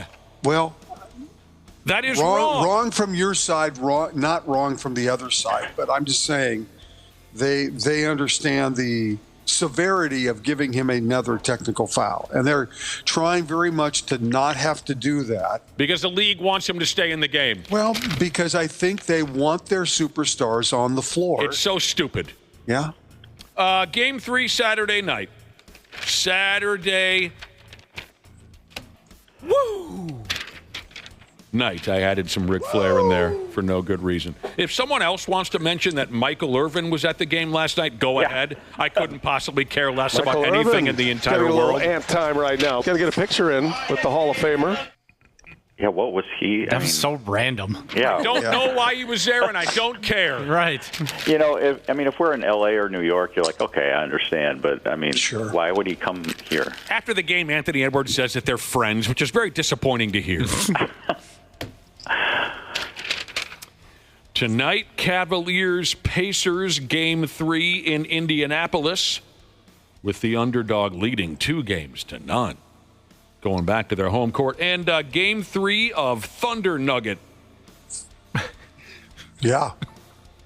So you can watch that on your television. Thunder Nugget. By the way, Thunder Nugget sounds like something you don't want to look up on Urban Dictionary. I think if you're a Wolves fan, you're hoping for Denver to win that series. I'm sorry, one more time? Yeah. One more time, Okay. Brad Ryder, I didn't hear you. I said I think if you're a Wolves fan, you want Denver to win that series. Oh, absolutely. Yeah. Really? Okay. I think OKC is a little bit more talented overall. Oh, absolutely, I want the Nugget to win that series. Despite, where was I going with this? Yes, the Wolves have beaten the Nuggets how many times in a row? 6 or 7 or something like that. Yes, Jokic is still Jokic, but I would much rather face the Nugget than that friggin' Thunder club. They know they can beat Denver. Yeah, they do. They swept them this season, all four. Yeah, they know they can beat Denver. I absolutely agree with that. Tyrese Halliburton of the Indiana Pacers was warned but not fined for doing the Sam Cassell big balls dance after murdering the Cleveland Cavaliers a couple nights ago. How's his hip? Did he come out of it unscathed, unlike Sam Cassell back in the day? Did Sam hurt his hip once doing that? Flip said back in the day that he thinks that's part of the reason why he had that hip injury and couldn't play fully in the Western Conference Finals against the Lakers. Because he was overdoing the big balls dance. Yeah. Wouldn't that be something if that was... If Flip said it, it's got to be true. I'm not so sure. If Flip said it, it's got to be true. Well, if the guy had a bad hip, doing the big balls dance probably didn't help things. Flip also used to like to stay up late and watch infomercials and order stuff off of QVC at 2:30 in the morning. I remember getting a call from him at 2:30 in the morning one time telling me to turn on QVC. Flip unwinding over after a big win against the Knicks, and he's. I once did a story with Flip at his house when he lived right down the street from me. It was just kind of a profile on Flip, but we went into his closet, and he had all these gadgets and things. So adorable. Bought. Yeah, and he probably spent a half hour explaining to you what everyone. He did. Yep. It was so great. It was so great. That's so wholesome. It's so great. Is that where you got your ab dolly or roller? Or what was it the QVC that you ordered? No. So Flip was addicted to buying things off the shopping channel. Oh, God, yeah. Okay. Yes. I never was, although I have to admit, 6-8 months ago, I watched, my wife and I were toggling back and forth between these two shopping channels. And I have to say, I was drawn in. We didn't buy anything, but maybe I've hit an age where suddenly that's really interesting. Oh my damn! Look at that, a dresser drawer. You know, the cooking gadgets always get me. Oh yeah, Ashley. At least it grabbed me for about an hour, John. Yeah. And I haven't gone back since. I haven't watched that. Okay. My wife puts it on. She calls it, and I put this in air quotes, white noise when she's doing other things. Yeah. But I also know what white noise means. It means look at my bill statement. Because there's probably one or two things on there that I did not purchase that she will buy some things. So I have very limited experience with these shopping channels, but you asked me, Josh, is that where I bought my ab dolly? No, that was a professionally produced commercial that just happened to run at 2:30, 3 o'clock in the morning back in 1997. Where the star of the commercial was then Arizona Cardinal quarterback Jake Plummer. Oh, nice. And I was drunk off my ass and watching a late night movie or something, and Jake Plummer shows up on my television without a shirt on, and he's demonstrating the ab dolly, and I bought it. That was my only time I've ever. And it worked. It really was quite a helpful device. So when you said just recently you're watching these shopping channels, I've only seen parodies. So did they do the thing? They're like, all right, here's the... Wait, hold on a second. I'm getting a message in my ear. No, that can't be right. Are you serious?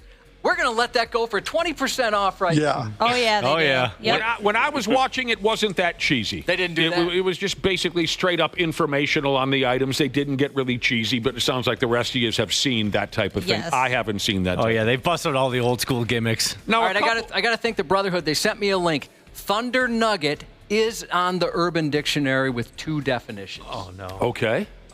Thunder Nugget, here's definition 1.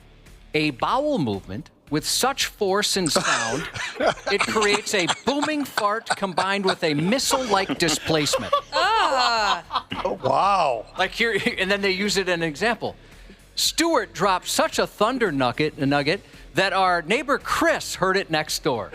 And this is just a coincidence. I had no idea when I said thunder nugget, so that was only definition number 1. Yeah. And the splash could be felt across the neighborhood. Right. You know what, Randy, it's funny you say that because the next one has something similar.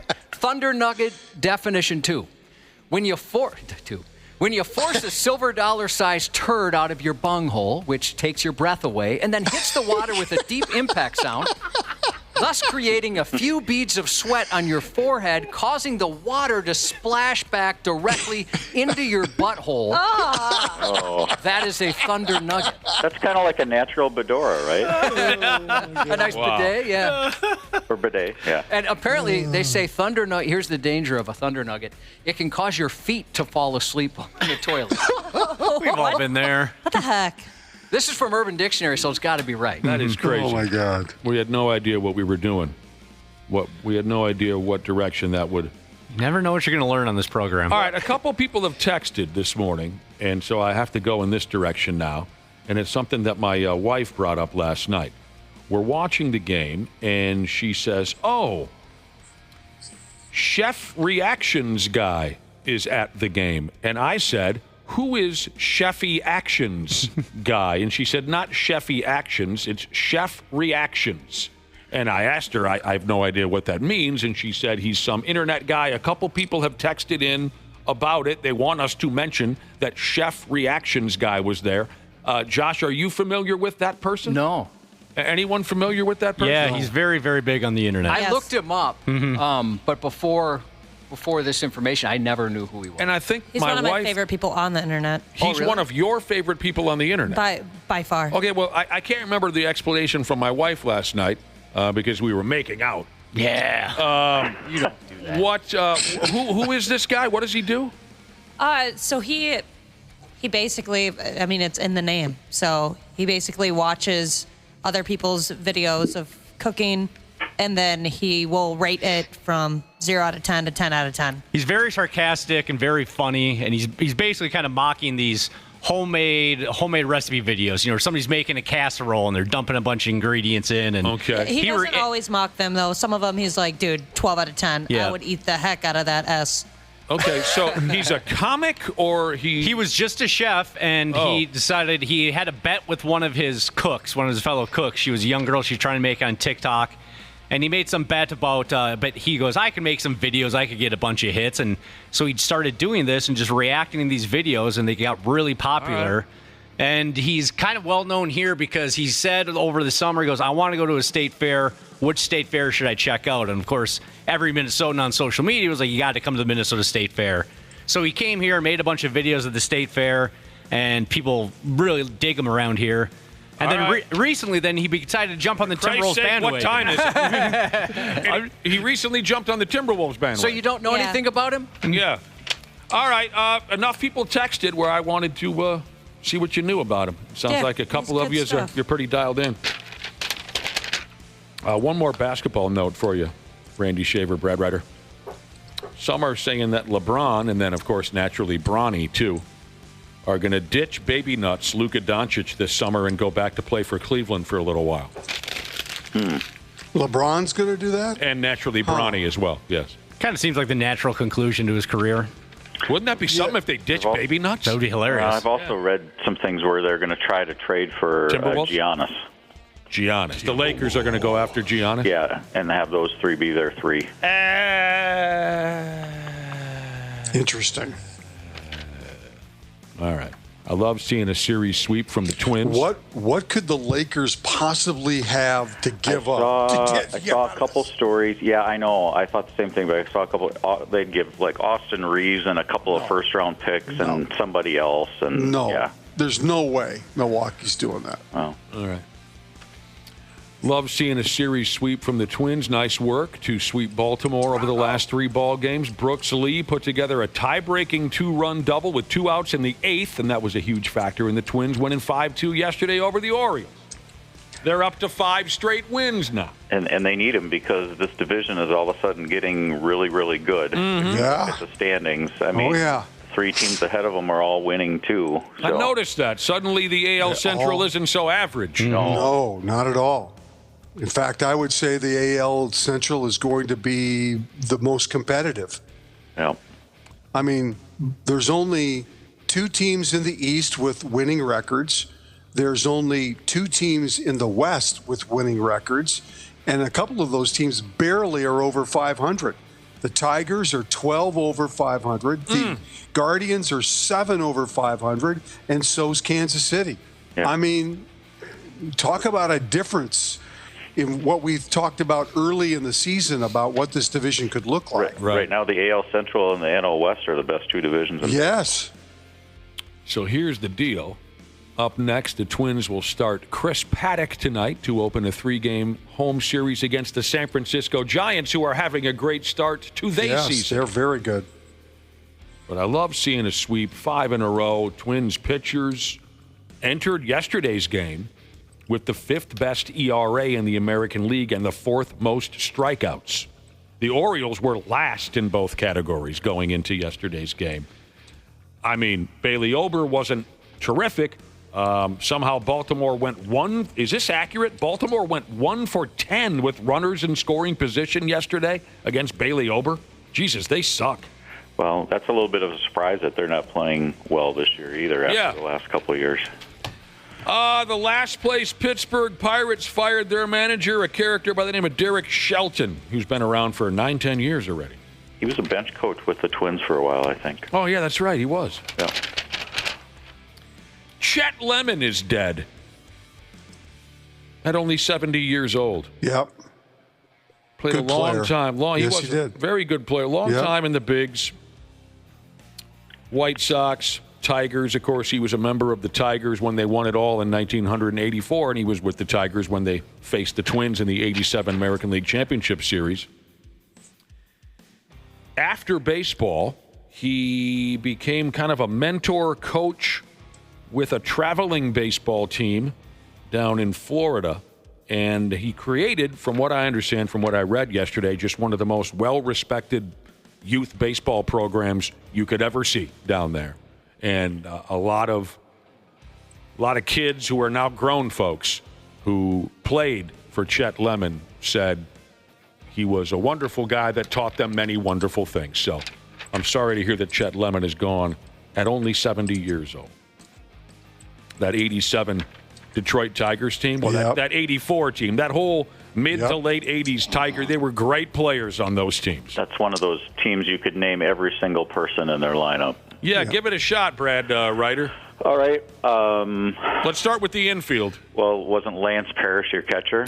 Yes. Your middle infield was Lou Whitaker and Alan Trammell. Your third baseman, Darrell Evans, yeah. Outfield was Chet Lemon. Boy, now I'm going to get challenged a little bit here. Wasn't there a Herndon in the outfield? Well, yeah, he was out there now and again. I don't know if go ahead. You're missing an obvious one. Well, was it Cecil Fielder or was that? No, that was after that. Kirk Gibson. Kirk Gibson, Sorry. Chet Lemon, and I can't think of the last one. Jack Morris, Doyle Alexander. Right. All those. Willie Hernandez out of the bullpen. Willie Hernandez, yep. Pat Sheridan factors in there somewhere. You got most of them. Yep. Sparky Anderson. Running things. Rusty Staub. Oh. The late Rusty Staub. Yep.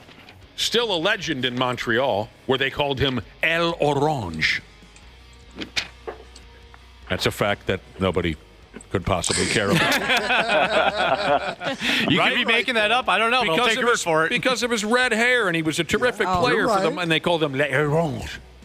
I always loved, or I should say at this point in my life, I still love to watch old videos of the 87 American League Championship Series, specifically when the Tigers were playing the Twins here at the old Metrodome, because Sparky Anderson would walk out to the mound to talk to one of his pitchers, and it was obvious he did not hear a single word that was said because it was so loud. There was no way Sparky could hear anything that was said. So I think he would just whisper, hey, let's act like we know what we're doing out here, and he'd go back to the dugout. I don't know why this came up on a website, and it's a very tough question. So I won't ask it to you boys as like a trivia-style question, but just did you know there are two current big leaguers who played at the old Metrodome? Only two? Only two current big leaguers who played at the old Metrodome. Now, it's been 15 years. Is that correct? Yes, it's been 15 years. Yeah. That Target Field has been a thing. So you got to be a little bit of an older player if you played at the old Metrodome and you're still a current big leaguer.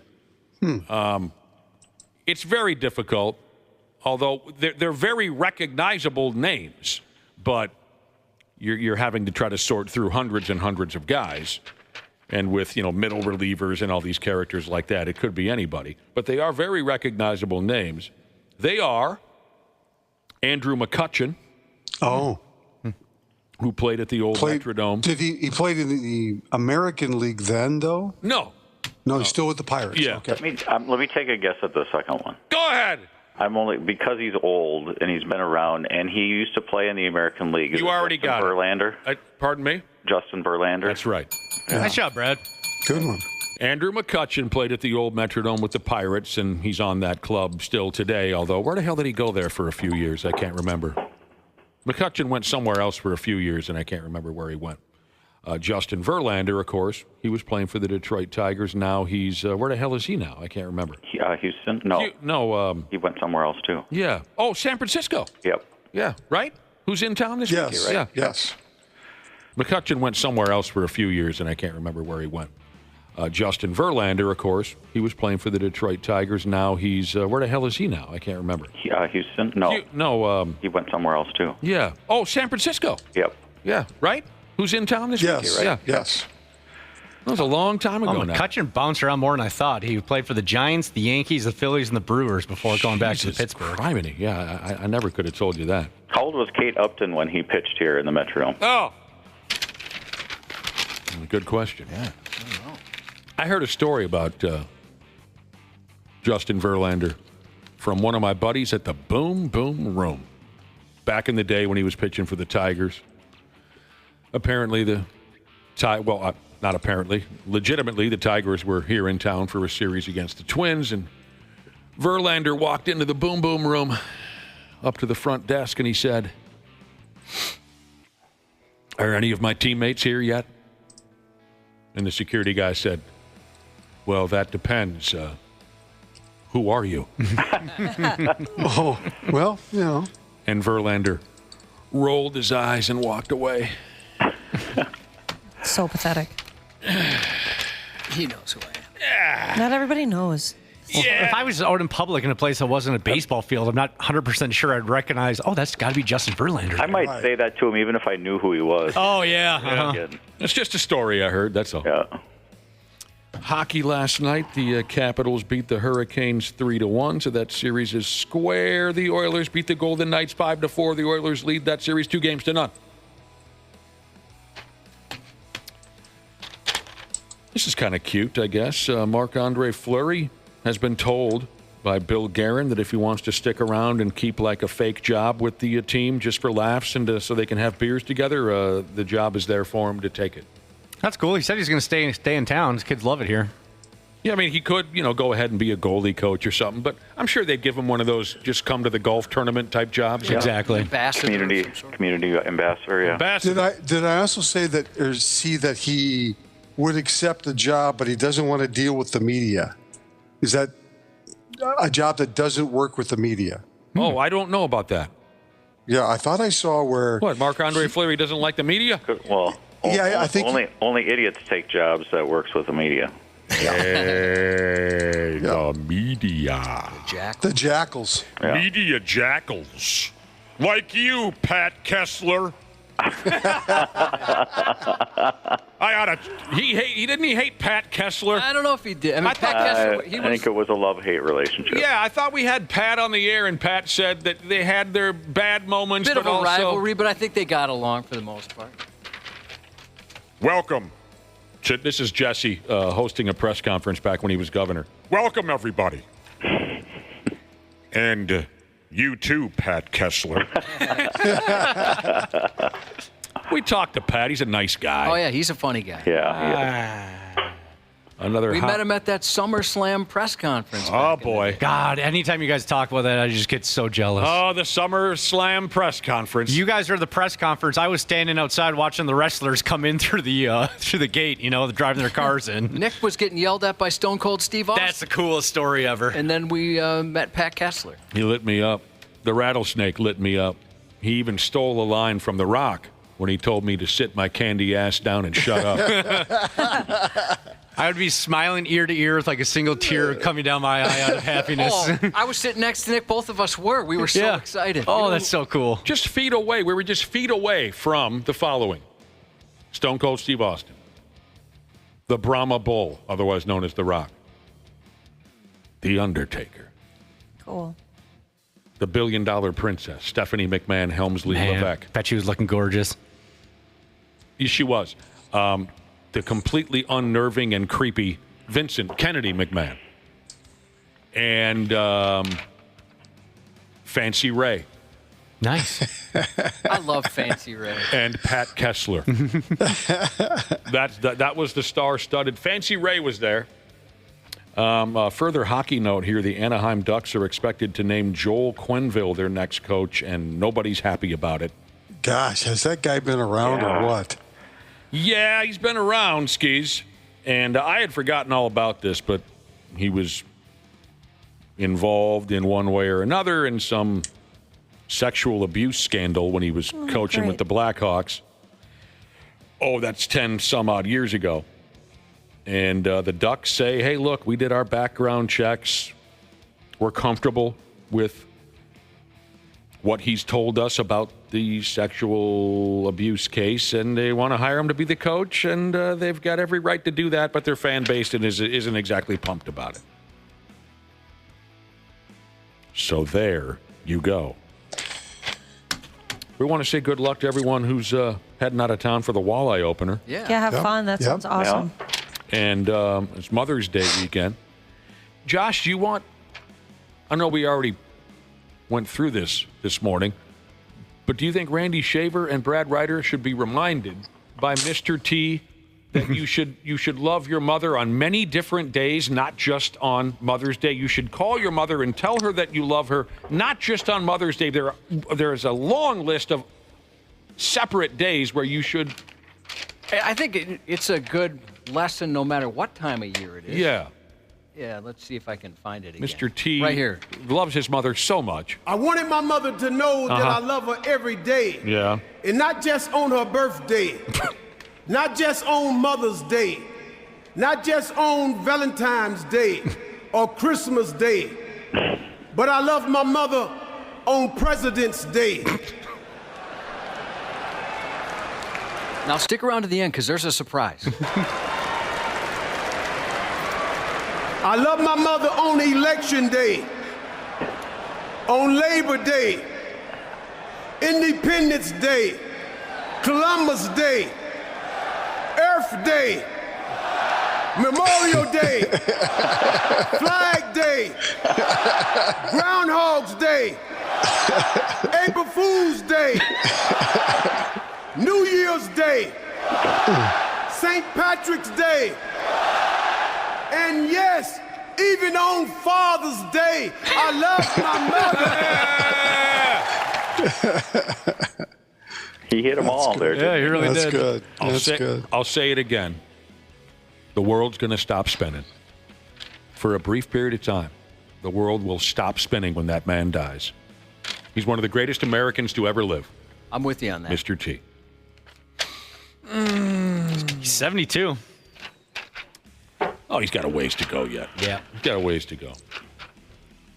All right, you guys tell me your honest thoughts on this. Do big-time college athletes really do their homework and go to classes and all that? I would hope so. I highly doubt it. I bet the majority of them For don't. the most part, probably. Okay, probably. I mean, I think there are some, Nick, who are motivated to get an education. So, I mean. Okay, I've had my doubts for years. Here's why I bring it up. The University of Akron Zips football team will not be bowl eligible this coming football season because the kids on the team, the grades suck. So they are the first FBS team since Idaho in 20+14 to become bowl ineligible for academic reasons. So I just wanted to ask you guys, Brad Ryder works at a college, Randy Shaver, you've covered sports for many years. Do these guys really go to classes and do their homework? I would say that the vast majority of them probably do, yes. Yeah. Or do they just I mean, hire look at the somebody to do it for them? Look at the Gophers. They actually made a bowl game because of their academic standing when they had a losing record. That's the story that we were told, yes. They also have a lot of these Big Ten schools, including the University of Minnesota, they have these systems, when I say systems, in place that most ordinary students don't get, meaning academic counseling. They have people who help them, get registered. They have people who tutors and things like that. And so I think it makes it a little bit easier for them to succeed in school. Okay, see, I would say, though, Nick, that your question should be asked again in about 5 years because of the NIL. Because prior to NIL, you weren't getting all of those perks. Right. And so your only way to forge a future was to get an education. Right. Now it's different in the sense that you're making X amount of money and maybe you feel like you don't need school to start your future. I'm just saying the landscape is different now than it was. Obviously even 5 so. years ago. I just have a hard time picturing it, and I have had a hard time picturing say, who's the Cooper Kupp really has a backpack over his shoulder and walks into class? Not Cooper Kupp, the kid from Duke.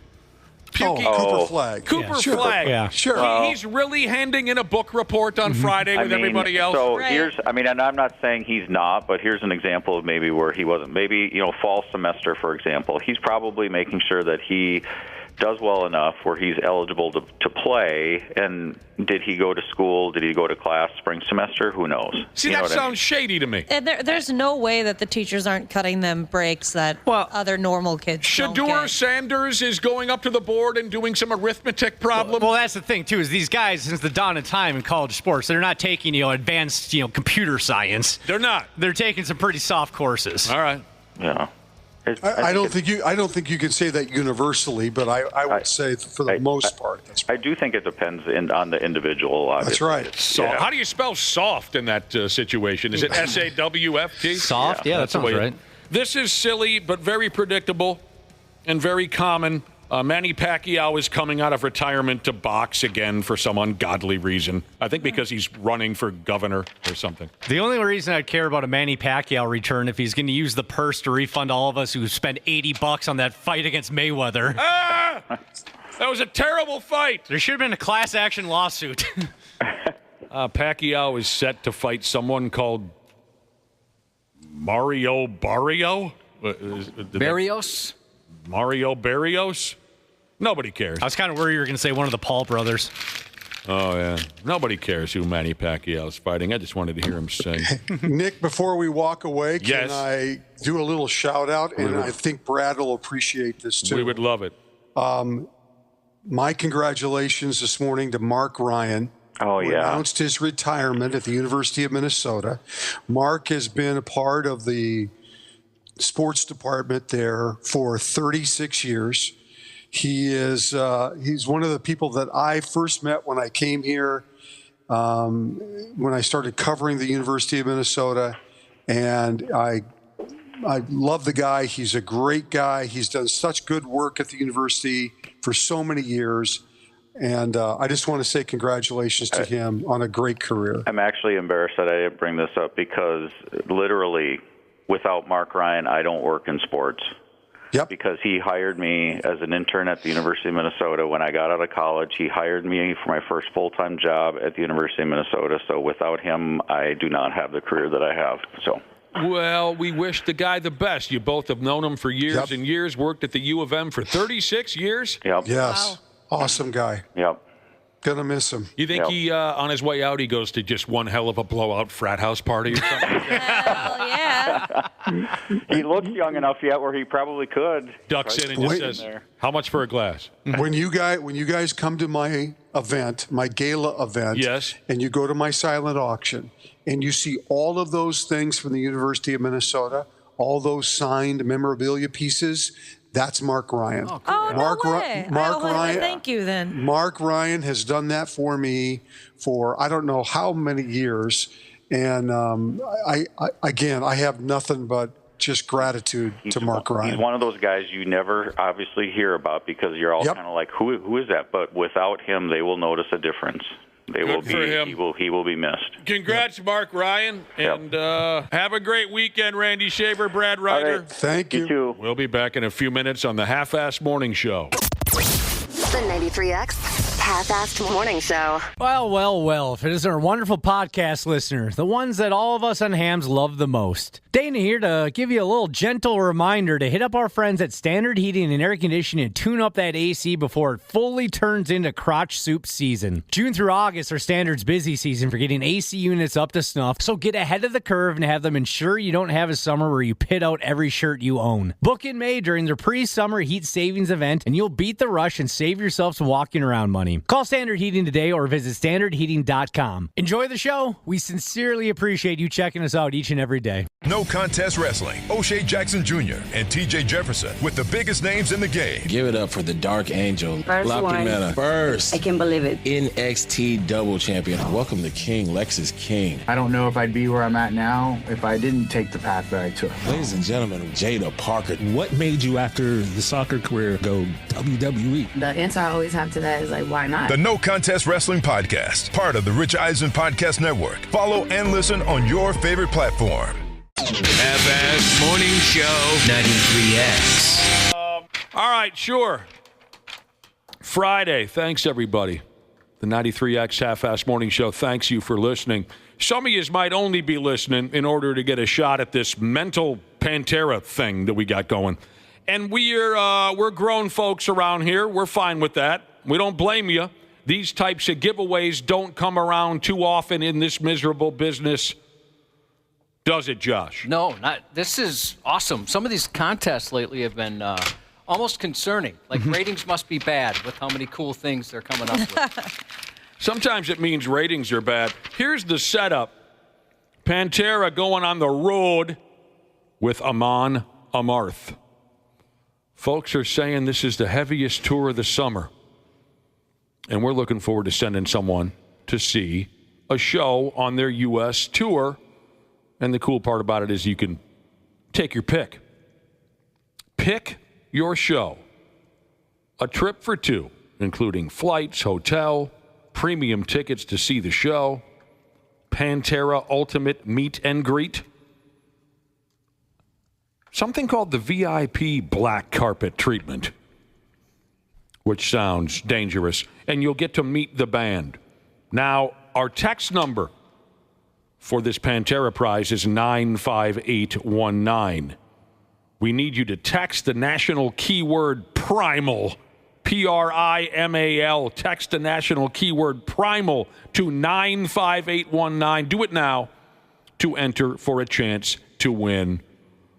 That ought to be something quite special.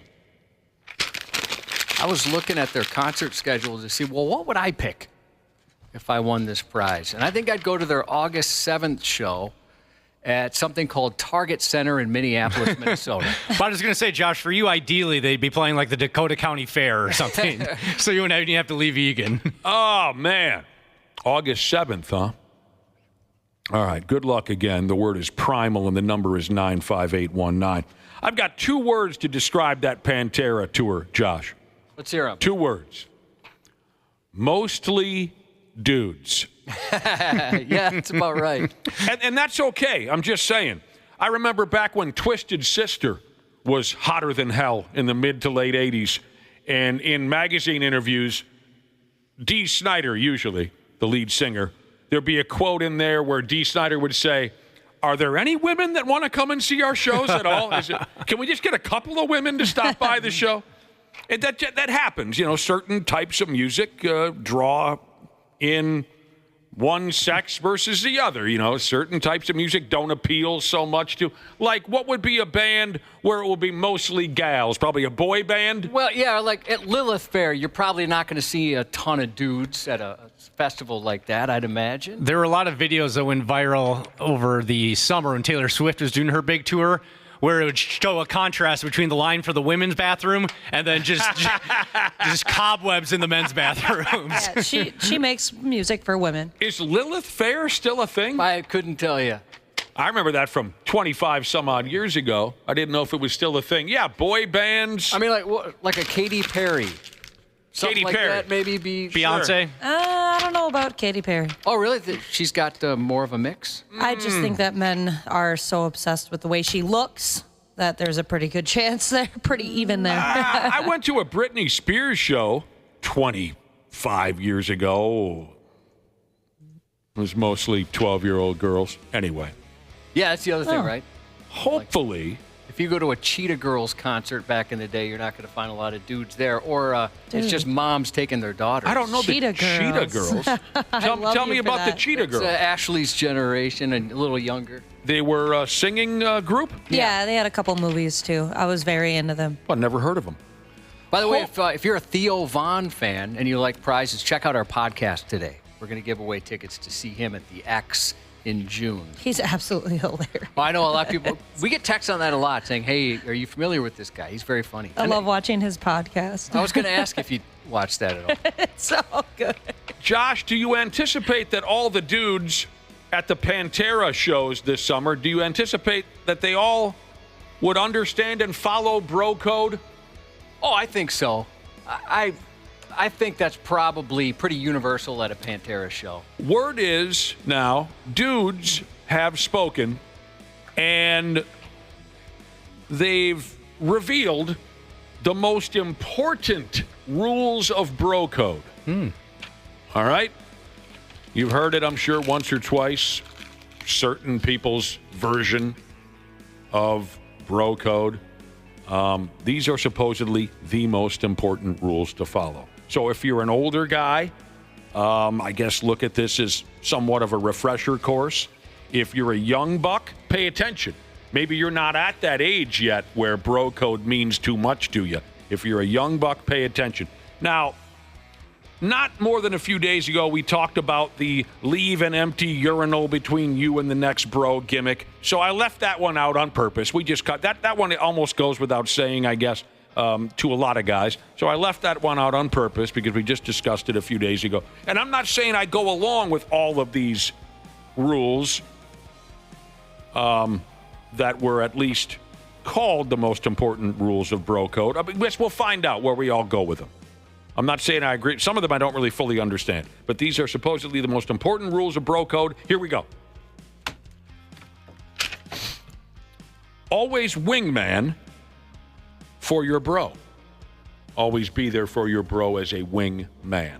Do you know anyone who says they're going to be the wingman, but really they're leading the squadron in their own mind and they're waiting just to kind of sneak ahead? Oh, like a C block? No, they're pretending like, oh, I'm just the wingman. I'm going to help you guys out. But the real goal is they want to get the action, and they're not really there to be a wingman. That's just the cover. You know, Josh, I know one guy that's infamous for that. And I want to hear all about this guy. I have to admit that I've heard the cute little, be my wingman. Who was your wingman last night? I've heard all the funny conversations, but I can't think of once in my life where I or any of my friends acted as a wingman. We had a great wingman.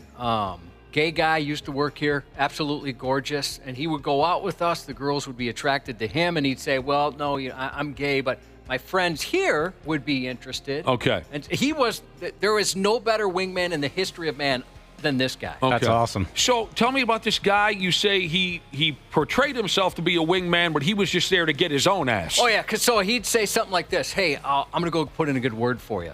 And he wouldn't put in any word for whoever he was claiming to be helping out. It would be all about him. Well, so he was a C blocker. Oh, well, yeah, it was kind of, but there wasn't anything already going. Okay. Nothing had so been. It wasn't like a C block necessarily. Okay. He didn't even let that start. Okay.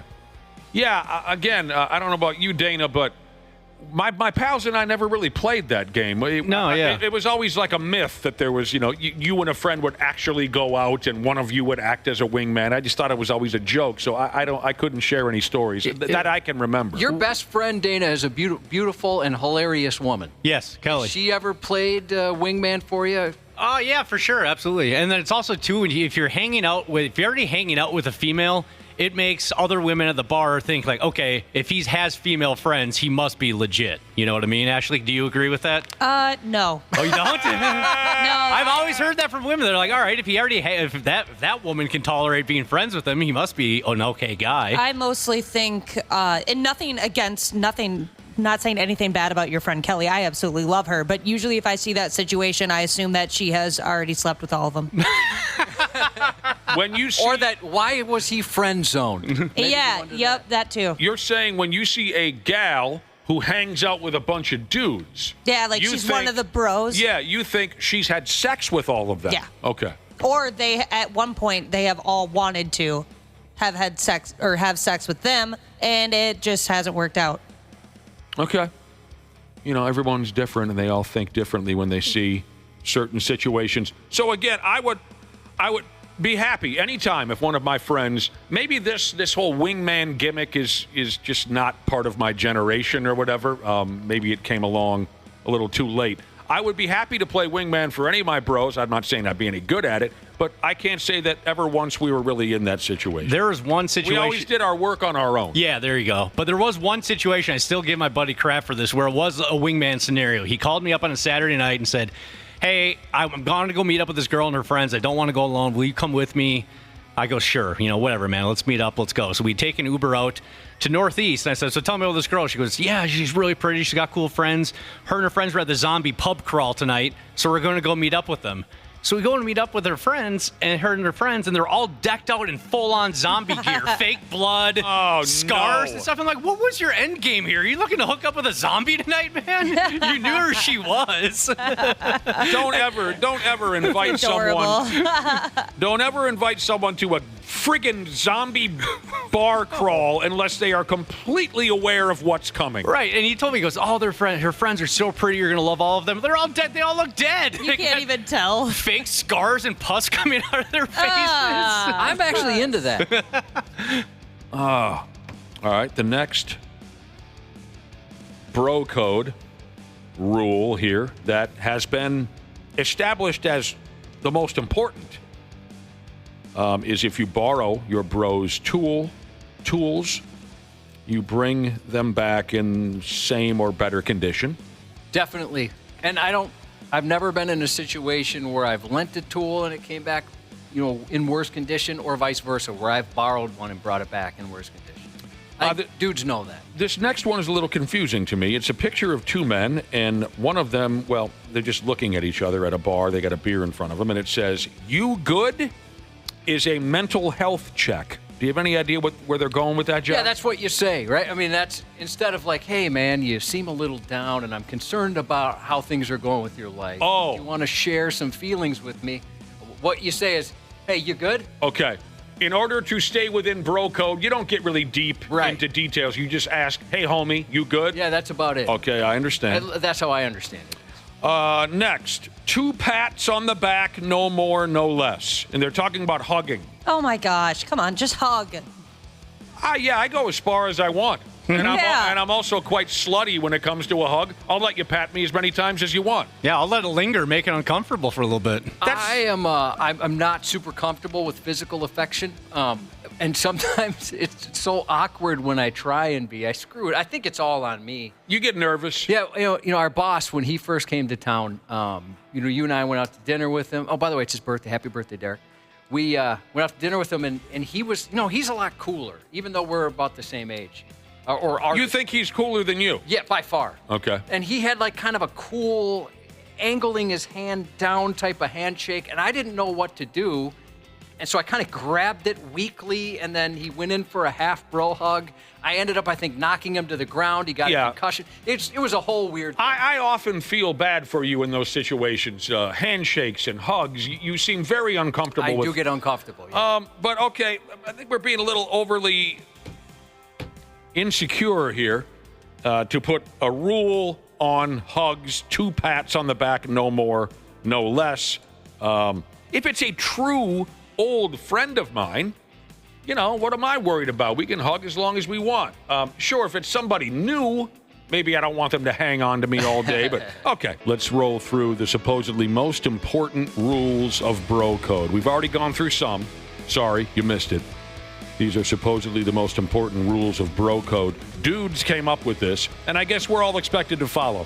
I eliminated a couple that I didn't fully understand. Something about head nods and something about couples dinners. You people don't have time to explain this to me. You don't have time to explain some of this to me because I don't fully understand.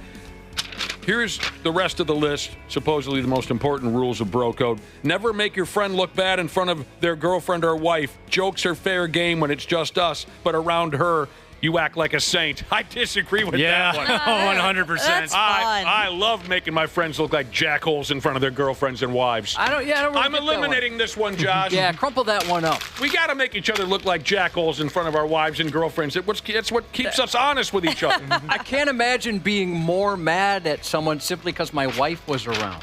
Yeah, although you know what she does? The only time she's really mean to me or talks trash is when we're around other people. So I think, hey, we could communicate when we're not in a group of people, too, if there's some things irking you. But she'll kind of give me crap or whatever, only when we're around others. I like how she sells you out. I do. I like that. It more or less says here that we bros should know each other's birthdays. That's a tall order. Oh, I'm not good at that. I could tell you a month for most people. Yeah, I can tell you a month. That's a tall order. Mm-hmm. No, I don't remember that stuff. We're tight, but we're not that tight. Mm-hmm. I don't even know what some of my best friends do for a living. Yeah, me neither. It's funny you say that. I don't either. No. Especially if it's some sort of like consulting, something that's confusing. I don't like to talk much work when we get together. Right. So. I don't know. He goes to an office, does something, goes home. I don't know what he does. Bro code. You can go years without speaking and then jump right back in where you left off. Absolutely. That is very true. I don't know necessarily that it needs to be code, but it's certainly true about guys. I've had past girlfriends who did not understand. Really? When they would say, well, let's say I was going to go out with Donnie one night, but I haven't seen Donnie in 10 years. And she'd say, oh, you're going out with Donnie. And I'd say, well, yeah, he's one of my best friends. Well, how can you say that if you haven't seen him in 10 years? And I'd say, you don't understand. Yeah, I'm with you on that. It doesn't matter. That's like a regular occurrence with me and my friends. I haven't seen her in a year or two, but no, that's one of my girls. Doesn't matter. Just happened a couple weeks ago where I met with some buddies, and a couple of them I haven't seen in several years. Right. And it was totally cool. Bro code, food and beer equals payment for a favor, never cash? Why never cash? I'll take some cash. The broke friend wrote that one. I'll pay cash, yeah. I mean, I like food and beer, don't get me wrong, but I don't think it's a big deal if you hand your bro. Or Venmo, Apple Pay. Good bros talk about everything. Best bros sit in silence and still understand each other. Oh, yeah. Let me try that one more time. Good friends talk about everything. Best bros sit in silence and still understand each other. That's deep. It is deep. I love this next one. Every one of these bro code rules has a picture that goes along with it. Oh, fun. This one, you don't pursue your friend's exes. And the picture is Lita, WWE, standing between Edge and Matt Hardy. And if you're a wrestling fan, you get the reference. Don't pursue your friend's exes. I don't think there's anything wrong with that. I think that's weird. I'd check with the person just to make sure they're cool. I mean, not that they own that other person, but just to say, hey, is this going to be uncomfortable? I've never done it.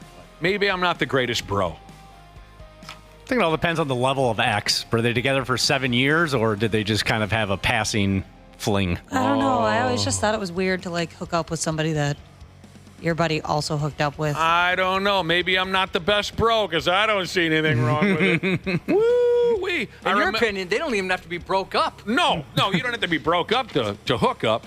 I remember once when a friend of mine broke up with a good-looking blonde, and we were all sitting at the bar, and somebody said, hey, did you hear about Donnie? He broke up with that hot blonde. And one other guy at the table said, man, somebody should get on that. Now, here's bro code that I agree with. You never leave your bros when shh is about to go down. You have to stand up for him no matter the odds or the situation. And in this particular case, Josh, they have a picture of, what's his name again? For Christ's sake. Yeah, Tombstone. Who played Wyatt Earp in Tombstone? That was... Kurt Russell? Yeah, Kurt Russell. They have a picture of Kurt Russell as Wyatt Earp standing next to Val Kilmer as Doc Hollywood. You never leave your bros when shh is about to go down. I can't believe I couldn't think of Kurt Russell's name. Bro code, pay your effing debts back. If you're a real bro, you pay. You don't let you borrowed a guy $5,000 or whatever. You don't let that. What's the word I'm looking for? You don't let that. Well, I always have been told if you lend somebody money, just assume you're not going to get it back. So only lend them that if you're comfortable. Right. But I can't imagine, unless you're in a situation where it's just impossible to pay back, I can't imagine not paying it back in some way. Yeah. Even if I have to offer my body in exchange for whatever they lend. If it's a true bro, you pay your debts back. You don't let that, and I still can't come up with a proper word. The last one before we go is probably the toughest. The toughest. If you know your bro's woman is a hoe or doing hoe things, you got to tell them. I struggled with that once. Oh. It's tough. Yeah, and one of my best friends I saw, I had a feeling, and just because I had a feeling, I wasn't comfortable saying anything. Because I could have been way off. Tough. But then I saw evidence that could not be denied. Yes. And I struggled with it for a couple days. I'm like, I got to tell him. And it might come back on me, but I got to tell him. And luckily, he called me and said, hey, I think my wife is cheating on me. And I told him, well, I can confirm that. I just saw it on Friday, so... This is why men need to be more comfortable talking to each other about things, because there would be no hesitation. Yeah. I would take a picture right then and there of what's going down and send it her way and be like, hey, he's being a hoe. Well, some guys, like, get pissed at you as if it's your fault, though. I've witnessed that before. I've never experienced that. Okay, take a picture is one thing. I think the reason we're hesitant, Ashley, is because we're afraid that we're going to be wrong about it. You know what I mean? We heard some things we might have seen. So we're afraid we're going to be wrong about it, and then we're calling one of our bros' girlfriends or wives a hoe when they ain't no hoe. I think it's worth the risk in the long run. Okay, maybe it's worth the risk. Here's how friggin' sad and just stupid I've become. Remember when I was saying, you should pay your friends' debts back. You don't want to let that, and I couldn't come up with the word. The word is slide, for Christ's sake. I thought you were going somewhere deep. I couldn't come up with the word slide. I thought it was going to be like a technical, some sort of financial term. No, it's never going to be a technical or financial term. Look who you're talking to. I couldn't come up with the word slide, and I'm 53 years old. It's Friday. Who cares? It's an F-off day. All right, follow your bro code. But if you don't, whatever.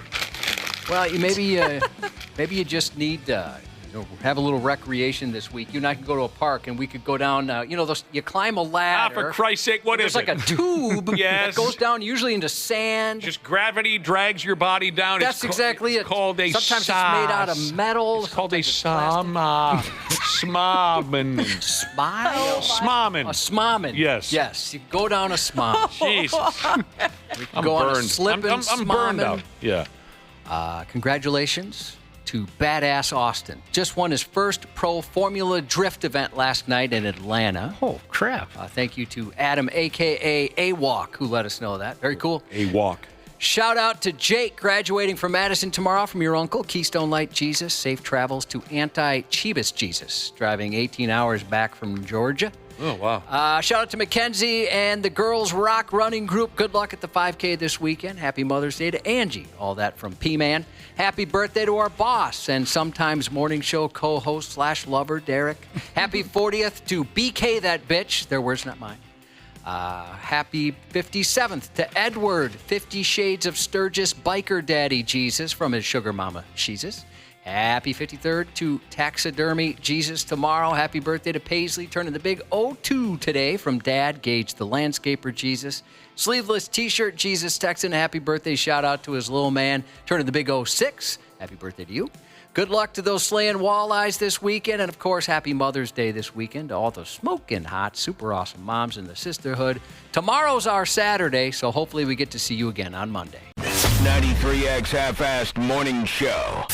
93X.